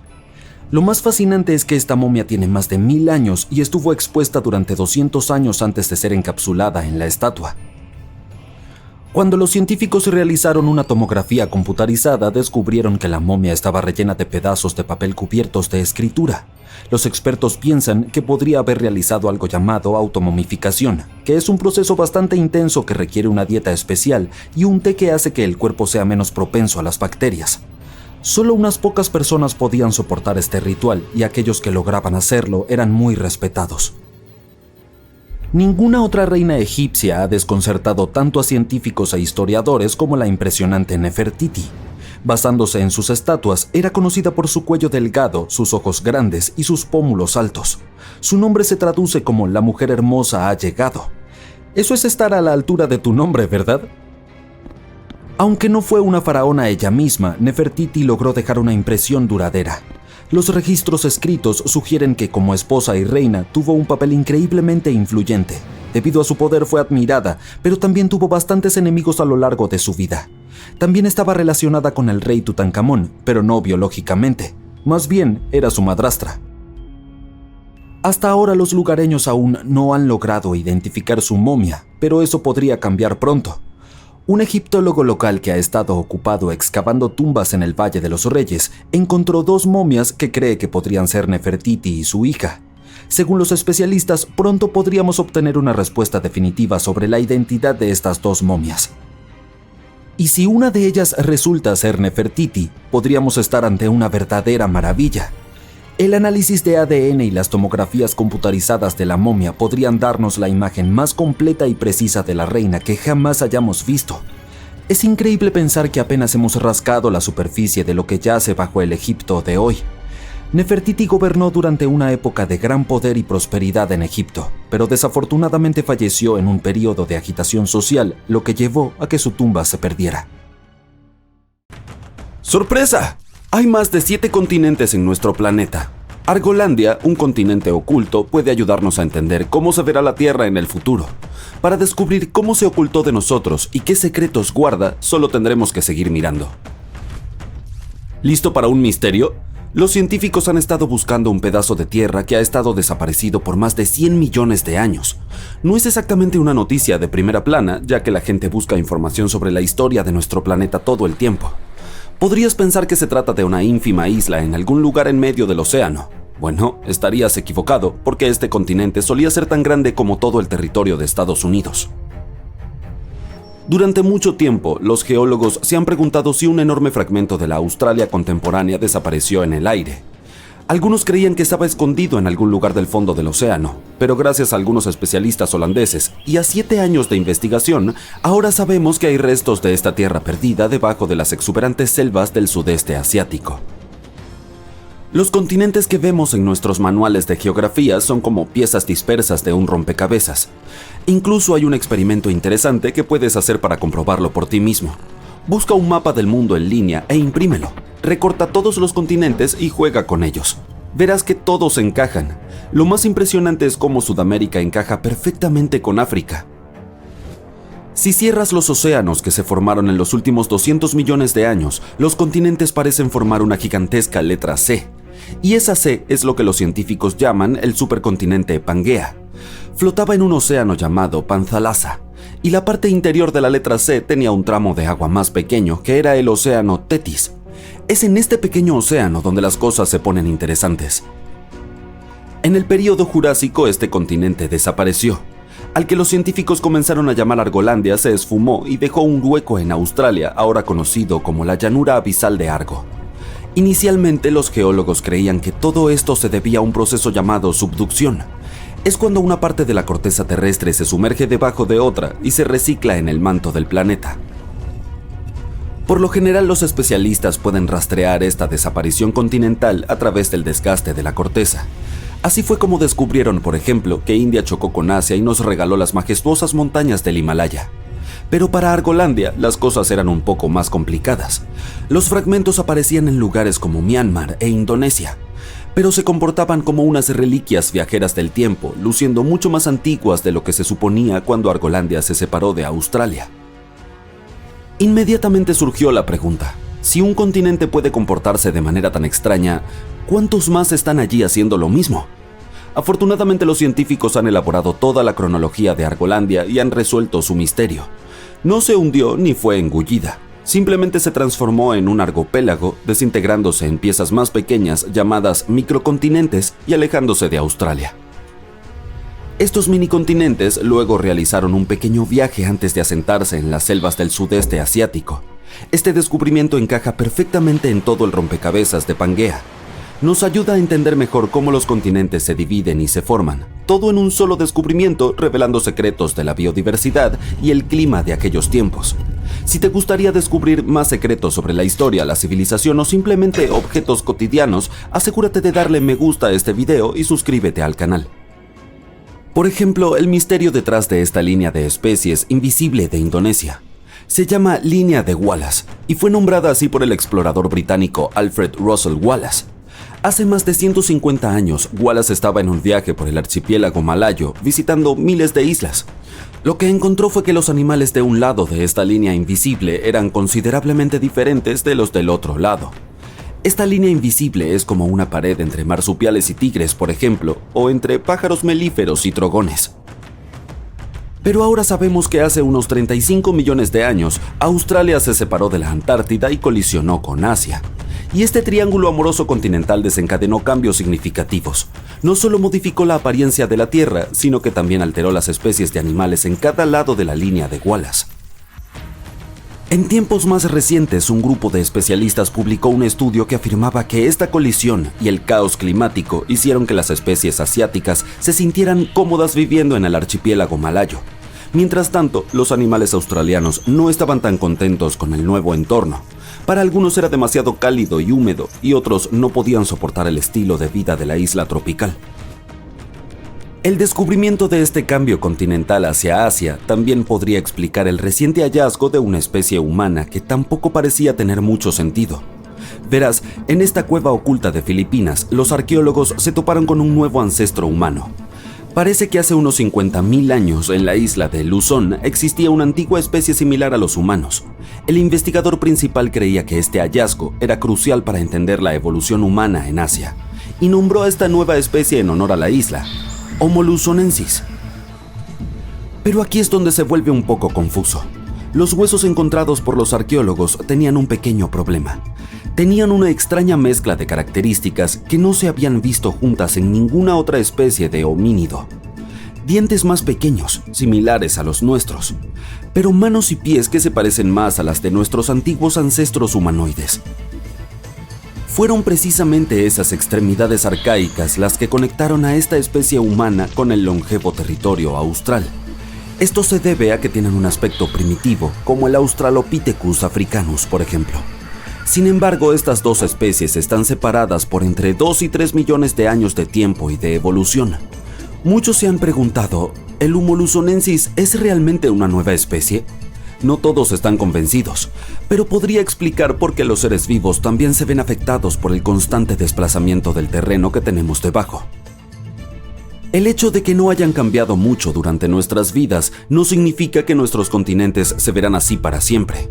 Evolucionaron desde este gran megacontinente y es muy probable que en el futuro terminen en una posición similar. En este sentido, un geólogo de una universidad europea intentó predecir el futuro de los supercontinentes de la Tierra. Como punto de partida utilizó un terremoto que ocurrió en Portugal en 1755, cuando las placas tectónicas se comportaron un poco diferente de lo esperado. Después de años de investigación, llegó a una teoría en 2016. Creía que las uniones entre estas placas tectónicas podrían estar separándose, preparando el escenario para una ruptura mayor. Es como cuando el vidrio se agrieta entre dos agujeros en el parabrisas de un automóvil. Si esto sucede, una zona de subducción podría extenderse desde el Mediterráneo hasta más allá de Irlanda, trayendo volcanes, terremotos y nuevas montañas a estas regiones. Si todo va según el plan, el océano Atlántico desaparecerá y también lo hará el Pacífico, convirtiéndose en una gran extensión de agua. En lugar de los 7 continentes que conocemos hoy, obtendremos un nuevo supercontinente al que se llamó Aurica, porque tendría Australia y las Américas en su corazón. No es el único escenario posible, sin embargo. Novo Pangea podría ser otro, y es fácil de prever. El Atlántico permanece abierto y el Pacífico se cierra. Luego está Amasia. En este caso tendrías que imaginar que el océano Ártico se cierra y que el Atlántico y el Pacífico permanecen abiertos. Todo se desplaza hacia el norte alrededor del polo, excepto la Antártida. Otra posibilidad se llamaría Pangea Última. Se reduce la expansión en el Atlántico y aparece una nueva placa de subducción en la costa este de las Américas. De cualquier manera, si todos los continentes colisionan en el futuro una vez más, algunos dicen que no será divertido experimentarlo. Se cree que en unos 250 millones de años nos sentiremos como si estuviéramos atrapados en una sofocante bolsa de plástico empapada. Curiosamente, esa bolsa será el mejor lugar para vivir en la Tierra, en las áreas costeras. En cuanto a las zonas interiores, serán abrasadoras, como un desierto en llamas. Es posible que muchas de las especies de animales que conocemos hoy en día no sobrevivan. En cuanto a nosotros, los humanos, tendremos que ser creativos si queremos resistir el calor. Deberíamos estar agradecidos, sin embargo. Estos modelos digitales son grandiosos porque podemos usarlos para probar todo tipo de ideas interesantes. Por ejemplo, cómo estos supercontinentes interferirían con las mareas.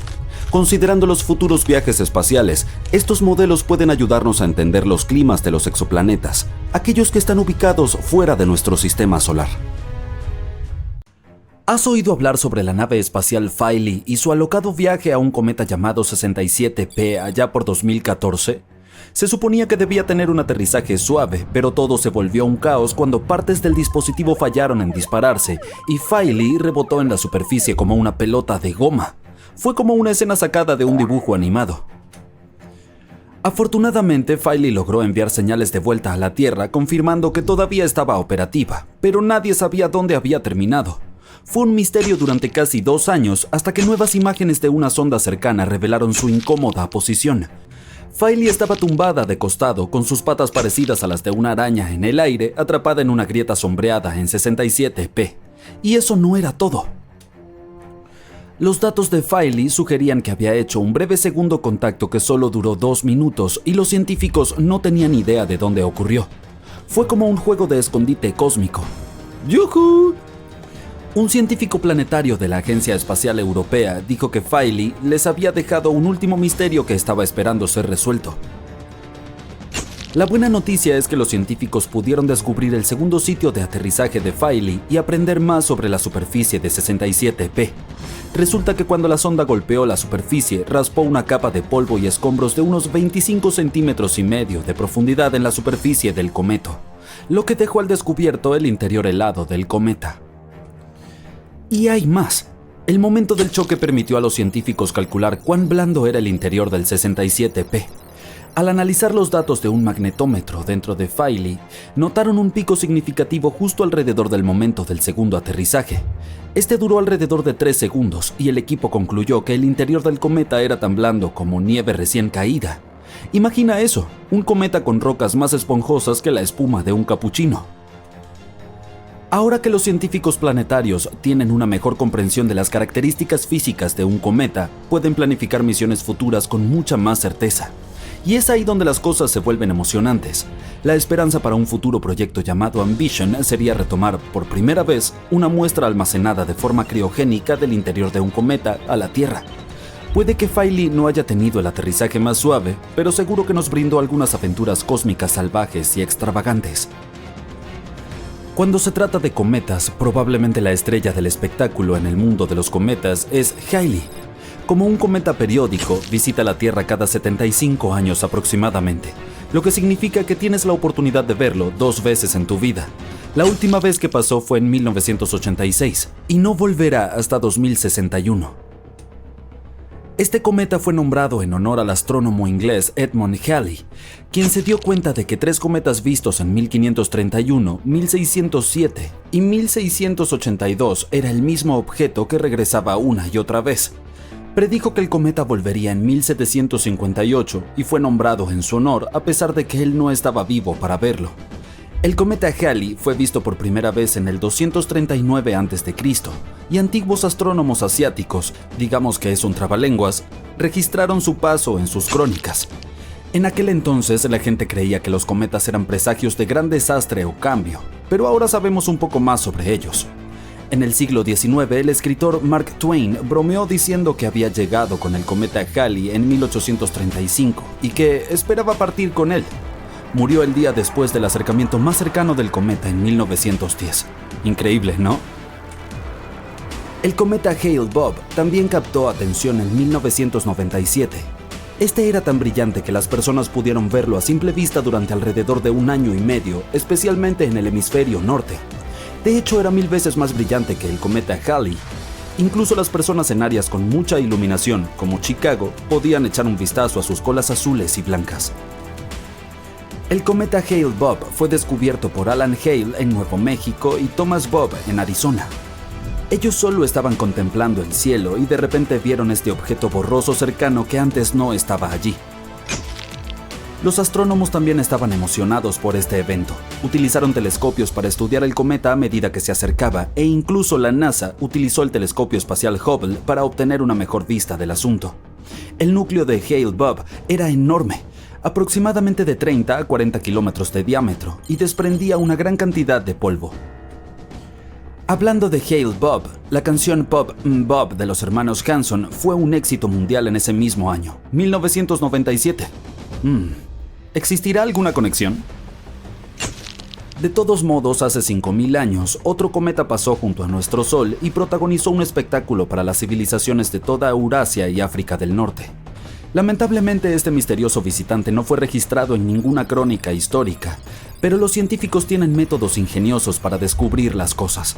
Aquí es donde entra el cometa Atlas, o C 2019Y4, que hizo su aparición en 2020. Tristemente, Atlas llegó a su final cuando se desintegró en una lluvia de fragmentos helados. Sin embargo, en un nuevo estudio realizado con el telescopio espacial Hubble de la NASA, los astrónomos descubrieron que este era un fragmento del antiguo cometa de hace 5000 años. Hablando sobre una reunión familiar. Las familias de cometa no son algo inusual. Y uno de los ejemplos más famosos es el condenado Shoemaker-Levy 9 que cayó pedazo a pedazo en Júpiter en 1994. Pero Atlas es un poco peculiar. Se desintegró mientras estaba lejos del Sol, lo cual es extraño porque debería haberse desintegrado durante su paso más cercano al Sol. ¿Cómo sobrevivió a su último paso hace 5000 años? Al observar la desintegración de los fragmentos, los científicos pudieron aprender más sobre cómo se formó el cometa madre, y descubrieron que un fragmento de Atlas se desintegró en cuestión de días, mientras que otro pedazo tardó semanas. Esto sugiere que una parte del núcleo era más fuerte que la otra. Sin embargo, la explicación de por qué se desintegró aún está en el aire. Un juego de palabras intencionado, claro. Podría ser debido a las fuerzas centrífugas, o podría ser debido a los hielos supervolátiles que hicieron estallar la pieza como un fuego artificial. Sin embargo, una cosa es segura. El hermano sobreviviente de Atlas no regresará hasta el siglo 50. Así que hasta entonces tendremos que conformarnos con admirar las otras bellezas del cielo nocturno. Esta próxima historia divertida trata sobre un grupo de astrónomos en la isla de Maui. Una noche estaban simplemente relajándose y observando las estrellas con su sofisticado telescopio cuando de repente detectaron algo extraño. Era un cometa, pero no cualquier cometa. Este se desplazaba súper rápido y tenía una forma realmente rara. Era tan insólito que incluso pensaron que podría ser una nave espacial de fuera de nuestro planeta. Le pusieron el nombre de Oumuamua, que significa mensajero de lejos que llega primero en hawaiano. Ahora sé lo que estás pensando. ¿Encontraron una nueva civilización viviendo en el espacio? Bueno, no exactamente, pero lo que hallaron fue bastante interesante. Verás, cuando los cometas pasan por nuestro sistema solar, por lo general se aceleran al salir debido a la gravedad del Sol y al polvo en su superficie. Pero Oumuamua era demasiado pequeño para tener polvo en su superficie, por lo que no tenía el mismo halo resplandeciente que otros cometas. Entonces, ¿qué estaba provocando que este se acelerara? Una posibilidad se debía a un efecto extraño, en el que cuerpos pequeños como los asteroides absorben fotones del Sol y los reemiten en un chorro propulsor. Pero este era demasiado pequeño para explicar la aceleración de Oumuamua. Eso dejó tres posibles explicaciones: propulsión proporcionada por nitrógeno, monóxido de carbono o hidrógeno molecular. ¿Y sabes qué? Una teoría es que Oumuamua era rico en agua, la cual está compuesta de hidrógeno y oxígeno. Algunos creen que antes de que el cometa ingresara a nuestro sistema solar, el agua se congeló en hielo, en lo que se conoce como estado amorfo. Este tipo de hielo es poroso y está salpicado de bolsillos, al igual que mis jeans. La teoría dice que la radiación cósmica causó que parte del hidrógeno en las moléculas de agua se separara, acumulándose en los poros como combustible en pequeños tanques de combustible. Cuando Oumuamua entró en el sistema solar interno, probablemente se calentó lo suficiente como para que el hielo se convirtiera en su estado cristalino, cerrando esencialmente los bolsillos y forzando la salida del hidrógeno del cometa. Esto podría haber proporcionado el impulso propulsivo que podría explicar la aceleración. Si esta teoría es correcta, no hay vecinos cósmicos, solo una ciencia realmente impresionante. Bueno, aloha, supongo. Imagina descubrir una ciudad antigua sin salir de tu casa. En 1963, un hombre de la provincia turca de Nevşehir hizo exactamente eso. Estaba renovando su hogar y mientras derribaba una pared del sótano, encontró una habitación misteriosa. Siguió excavando y vio un túnel. Así descubrió la ciudad subterránea de Derinkuyu. Derinkuyu es uno de los asentamientos subterráneos de varios niveles más profundos de Capadocia y de toda Turquía. Esta obra maestra de la ingeniería tiene 8 niveles. Las personas que vivían en esos pisos tenían acceso a bodegas, almacenes, capillas, una escuela, una sala de estudio y otras estructuras. Todos los niveles están conectados por una extensa red de túneles. Se cree que la ciudad subterránea se construyó como refugio, ya que no se puede ver desde el exterior. Su profundidad es de aproximadamente 85 metros. El complejo era lo suficientemente grande como para albergar a unas 20,000 personas, además de ganado y provisiones. También hay un pozo de ventilación de 55 metros que suministraba agua y ventilación tanto a los aldeanos que vivían en la superficie como a los que se ocultaban en la ciudad subterránea. Curiosamente, los que ocupaban los niveles inferiores podían cortar el suministro de agua a los niveles superiores. y así se mantenía el agua a salvo de posibles envenenamientos. El lugar estaba diseñado para la protección. Los túneles podían bloquearse desde el interior con enormes puertas redondas de piedra rodante. Los pasillos eran muy estrechos para que los posibles invasores tuvieran que entrar en los túneles de uno en uno. Parece que en el siglo VII a.C. pensaban en todo. Los arqueólogos creen que los frigios fueron los primeros en construir la ciudad. Después de ellos, la estructura se utilizó y se mejoró en la época romana. Fue entonces cuando se añadieron las capillas. Sin embargo, la época dorada de Derinkuyu fue la bizantina. Pero, ¿cómo consiguieron construir semejantes túneles? Bueno, la roca en la que los excavaron es una roca volcánica blanda que se formó durante un proceso geológico muy largo, de millones de años. Las erupciones volcánicas cubrieron la zona de una espesa ceniza, que se fue solidificando y así se formó esta roca blanda. Pero luego el viento y el agua la erosionaron y solo quedaron los elementos duros. Dato curioso, las chimeneas de hadas también están compuestas por roca volcánica blanda de formas intrincadas, pero se crearon de manera natural, sin intervención humana. Seguimos en Turquía, pero esta vez nuestro destino es Çanakkale, donde cobró vida un mito. Durante 3000 años se pensaba que la Ilíada de Homero era ficción y que Troya nunca había existido. En 1863 todo cambió. El expatriado Frank Calvert descubrió unas ruinas antiguas en el oeste de Turquía. Estaba convencido de que pertenecían a la antigua ciudad de Troya. Heinrich Schliemann examinó esta zona en 1868. Fue entonces cuando Troya volvió a ver la luz del sol después de tantos siglos. Los restos de Troya tienen varios niveles. A lo largo del tiempo se construyeron 9 ciudades unas sobre otras.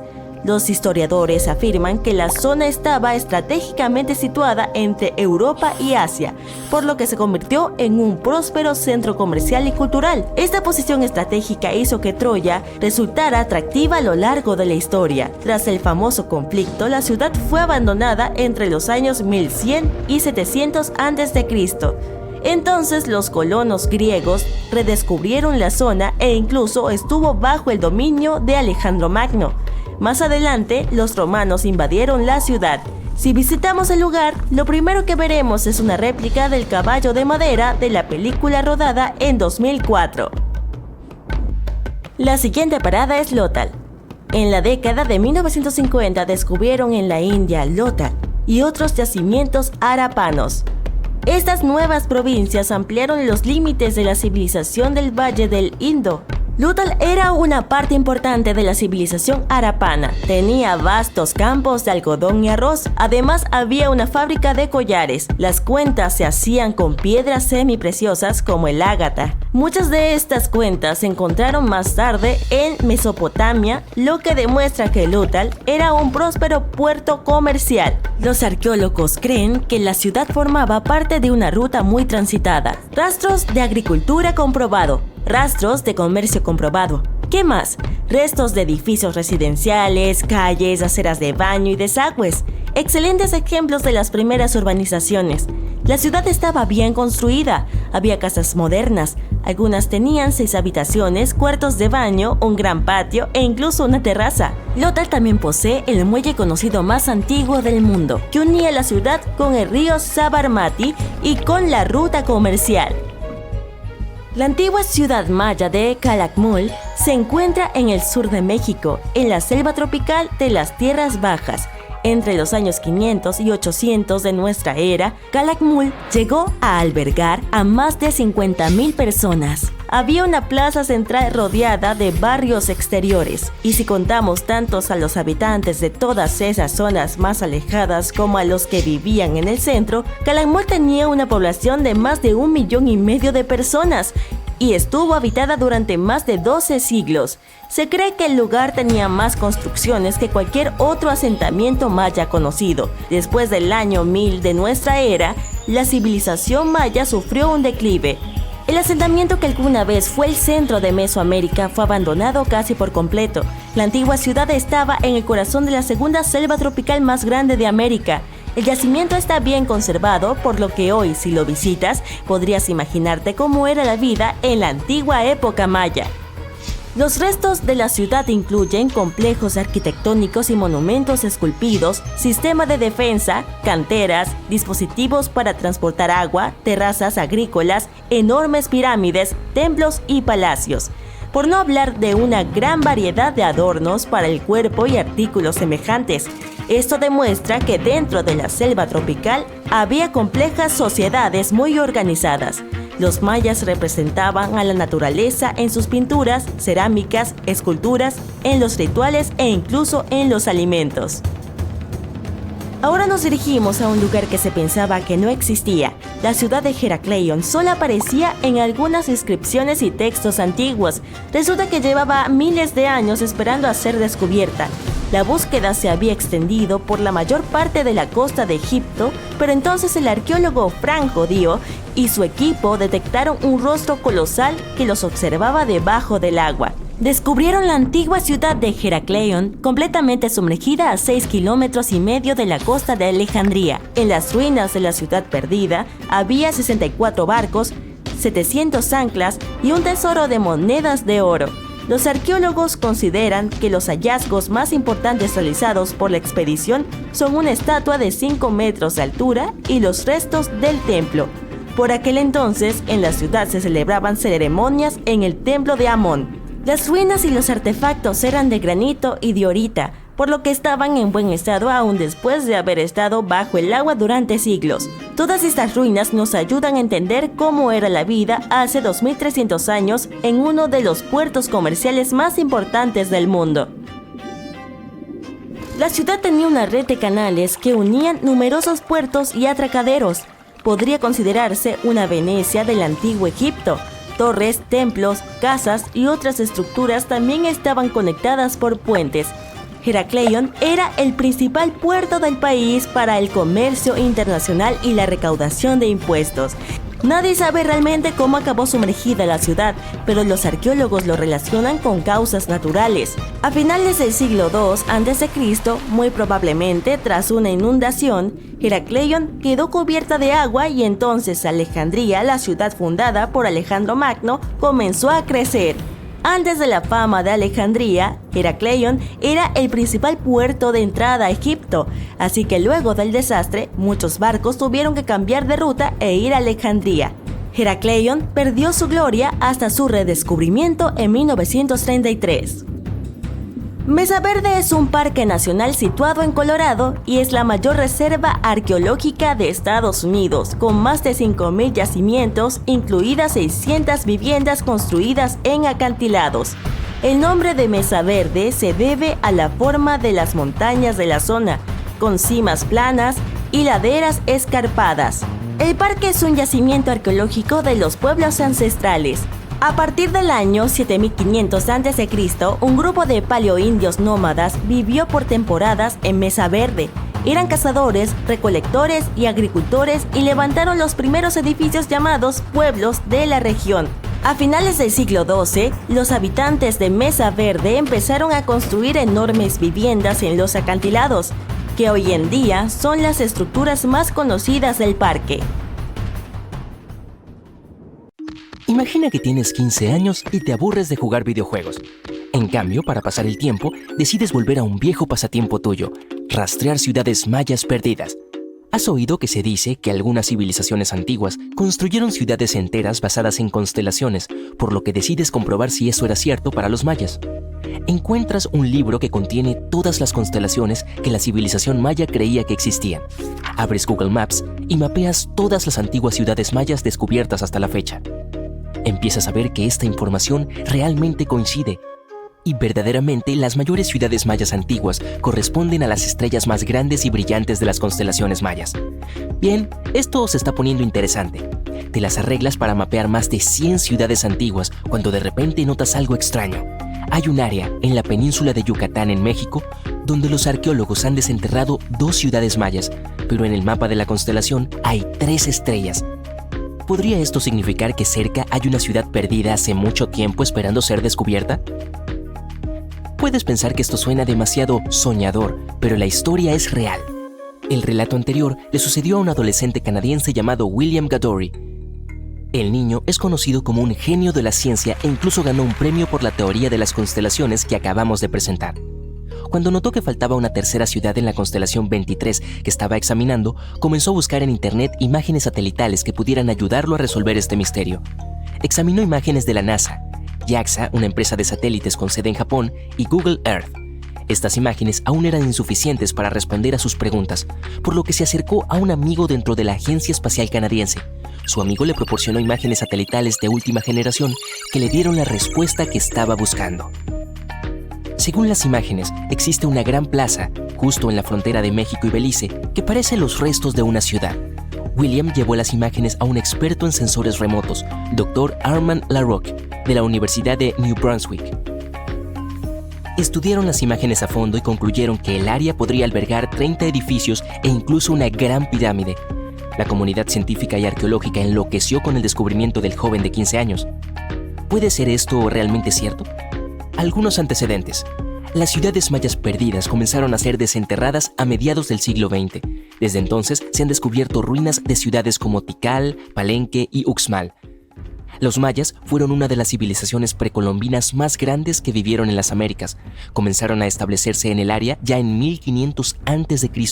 Los expertos creen que en su apogeo, la civilización maya constaba de más de 40 ciudades con una población de millones de personas. Eso es una multitud. Y sus ciudades eran bastante interesantes. Su civilización se extendió por la península de Yucatán en México, Guatemala y Belice. Vivían principalmente de la agricultura, por lo que desarrollaron un complejo sistema de riego en la mayoría de sus ciudades. Construyeron una serie de edificios ceremoniales, pirámides, plazas y hasta canchas para juegos de pelota. Los mayas eran entusiastas constructores de pirámides, pero también desarrollaron un sistema astronómico avanzado. Con cualquier tecnología antigua que tuvieran, pudieron predecir la ubicación exacta de planetas como Venus y Marte, y pudieron predecir las fechas exactas de los eclipses. Es por eso que la metodología que usó William para descubrir esta ciudad maya perdida hace mucho tiempo fue inusual, pero no completamente surrealista. Los mayas eran astrónomos entusiastas, por lo que no sería demasiado extraño que construyeran sus principales obras arquitectónicas en relación con el cielo, ¿verdad? Y no serían los primeros en hacerlo. Existe una franja famosa de egiptología dedicada a estudiar cómo se construyeron las pirámides de Giza en perfecta alineación con la constelación de Orión, lo que significa que cada pirámide se construyó a propósito para alinearse con una de las principales estrellas del cinturón de Orión. Según William, primero tuvo la idea de mirar las constelaciones mayas porque no podía entender por qué ellos construyeron sus ciudades donde lo hicieron. La mayoría de las ciudades importantes como Chichén Itzá y Uxmal no están cerca de ningún río o cuerpo de agua importante. En cambio, están construidas en terrenos marginales y en la cima de las montañas, lo que confundió al joven de 15 años. Su siguiente pensamiento fue que podría tener algo que ver con la astronomía. William nombró a la nueva ciudad que descubrió Boca de Fuego, que es un buen apodo, e incluso ganó un premio al mérito por su arduo trabajo. Sin embargo, su teoría fue muy cuestionada dentro de la comunidad arqueológica y muchos expertos mayas trabajaron para desacreditar los hallazgos de William. Algunos arqueólogos dicen que las teorías de las constelaciones son demasiado poco científicas. Anthony Aveni, un reconocido antropólogo y astrónomo, se refirió a la metodología de William como un acto de imaginación creativa. Explicó que no había forma de estar seguro de qué eran realmente las constelaciones mayas y que todo era hipotético.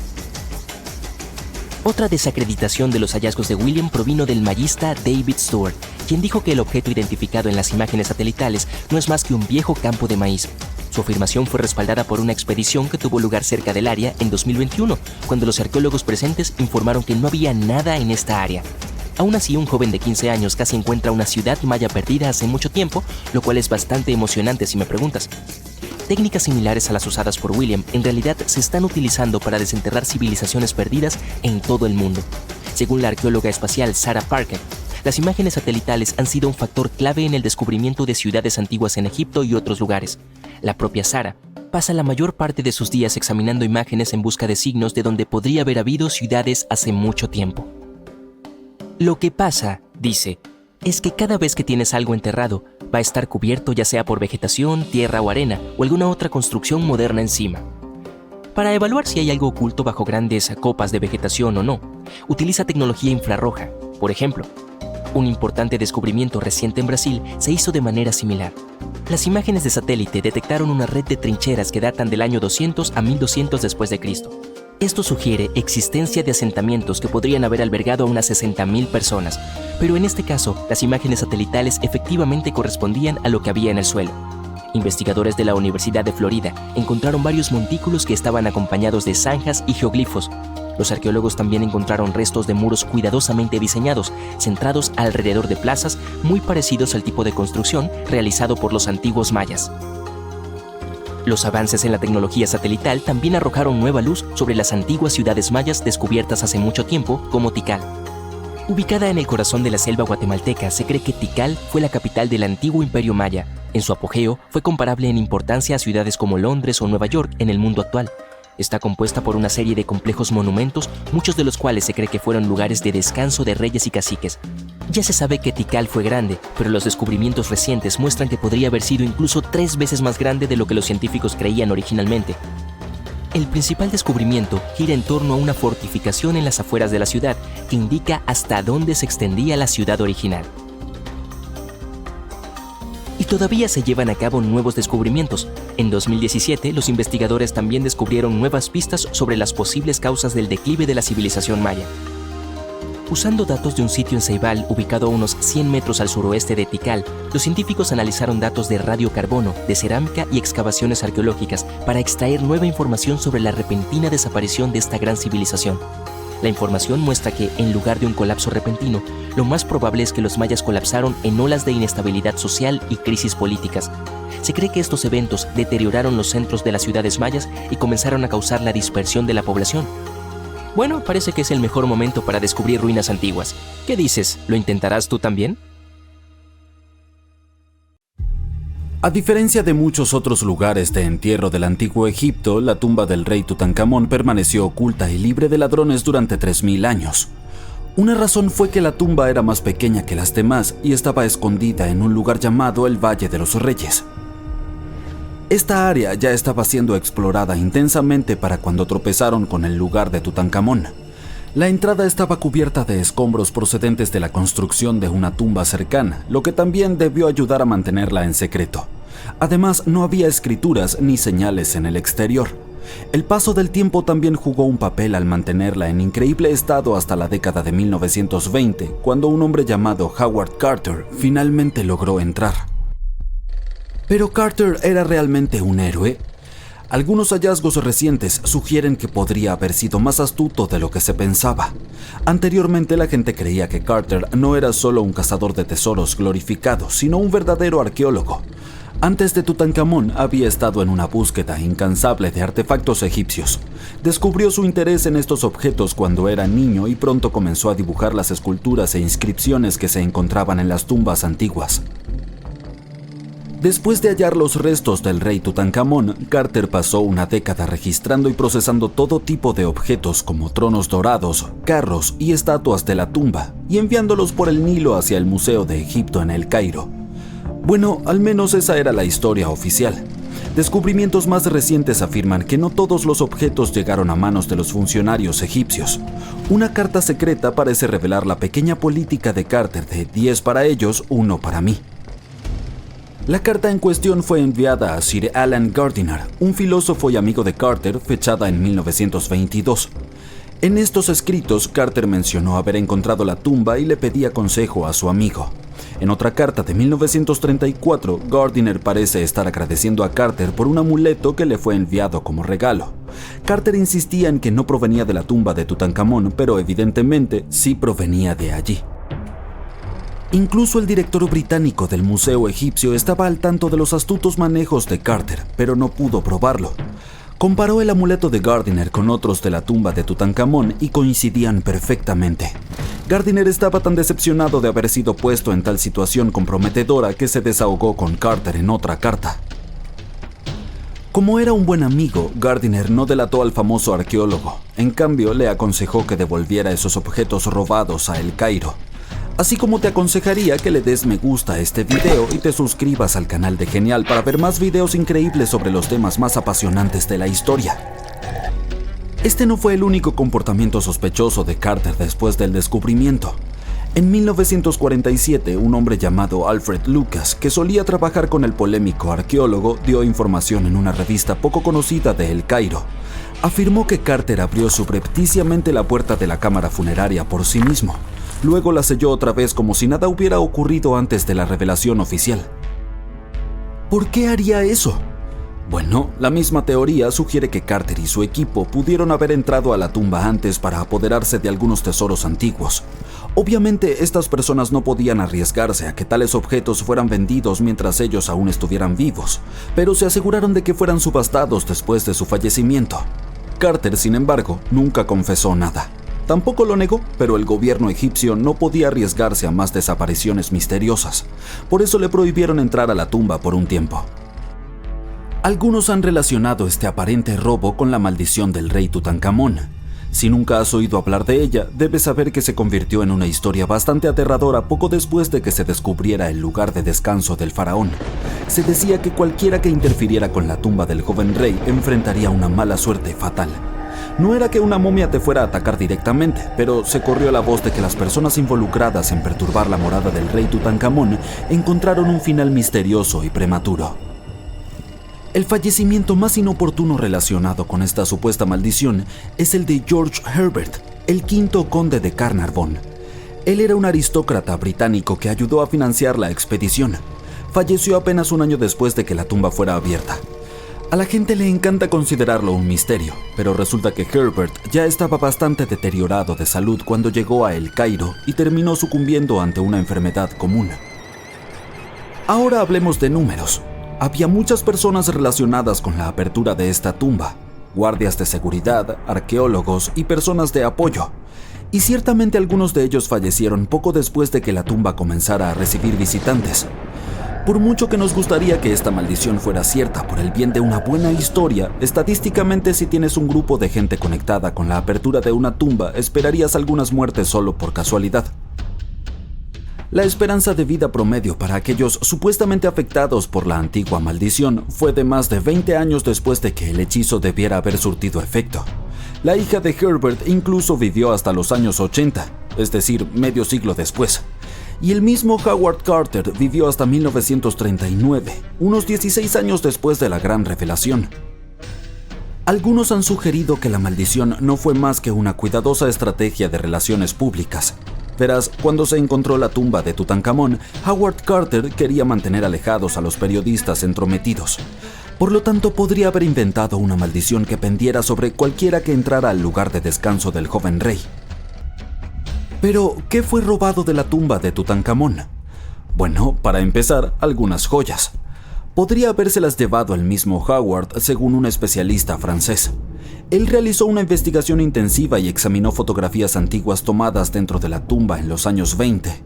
Comparó estas imágenes con varios objetos de museos y casas de subastas. Pronto comenzó a reunir información sobre el paradero de algunas joyas de Tutankamón. Primero está este collar que solía estar en el pecho del faraón. Estaba roto en pedazos y algunas partes fueron enviadas por Carter al Museo Nelson Atkins de Missouri. Mientras tanto, otros fragmentos terminaron en un collar propiedad de algunas personas anónimas que intentaron venderlo en 2015, pero no tuvieron éxito. Incluso el Museo Nelson Atkins está de acuerdo, ya que han confirmado la información en su sitio web. Luego hay un adorno para la cabeza. Al parecer, algunas cuentas de esa pieza que alguna vez perteneció al rey fueron robadas también por Carter. Luego fueron reensartadas en un collar y ahora se encuentran en el Museo de Arte de San Luis. Otro collar elegante hecho de cerámica esmaltada pasó algún tiempo en el Met, allá lejos en Nueva York. Por suerte, fue devuelto a Egipto hace poco más de una década. Se supone que también fue Carter quien se lo llevó. A pesar de los artefactos perdidos, la tumba de Tutankamón nos ofreció una gran cantidad de objetos increíbles que nos ayudaron a aprender más sobre esta fascinante cultura antigua, comenzando por la famosa máscara funeraria. Es una imponente obra de arte de oro de 53 centímetros adornada con piedras semipreciosas y pasta de vidrio. Pesa 10 kilogramos y representa al joven faraón con una larga barba y un tocador con una cobra y un buitre. En la parte posterior hay un hechizo de un importante libro espiritual del antiguo Egipto que se supone que funciona también en el más allá. Tutankamón también era, aparentemente, un entusiasta de los juegos de mesa. Encontraron 4 juegos de mesa en su tumba, algunos hechos de marfil. Los arqueólogos también hallaron un par de sandalias de oro, aunque eran más para exhibición que para usar. De hecho, probablemente el faraón nunca las usó en su vida. Hablando de artículos de moda, Tutankamón era un gobernante bastante elegante. Incluso encontraron un maniquí en su tumba que se utilizaba para seleccionar, ajustar y guardar sus atuendos y sus joyas. El joven rey parece haber disfrutado también de la música, ya que se encontraron 2 trompetas en su tumba. Aunque se tocaron en 1939 en una transmisión de la BBC, hoy en día los instrumentos se consideran demasiado frágiles para ser manipulados.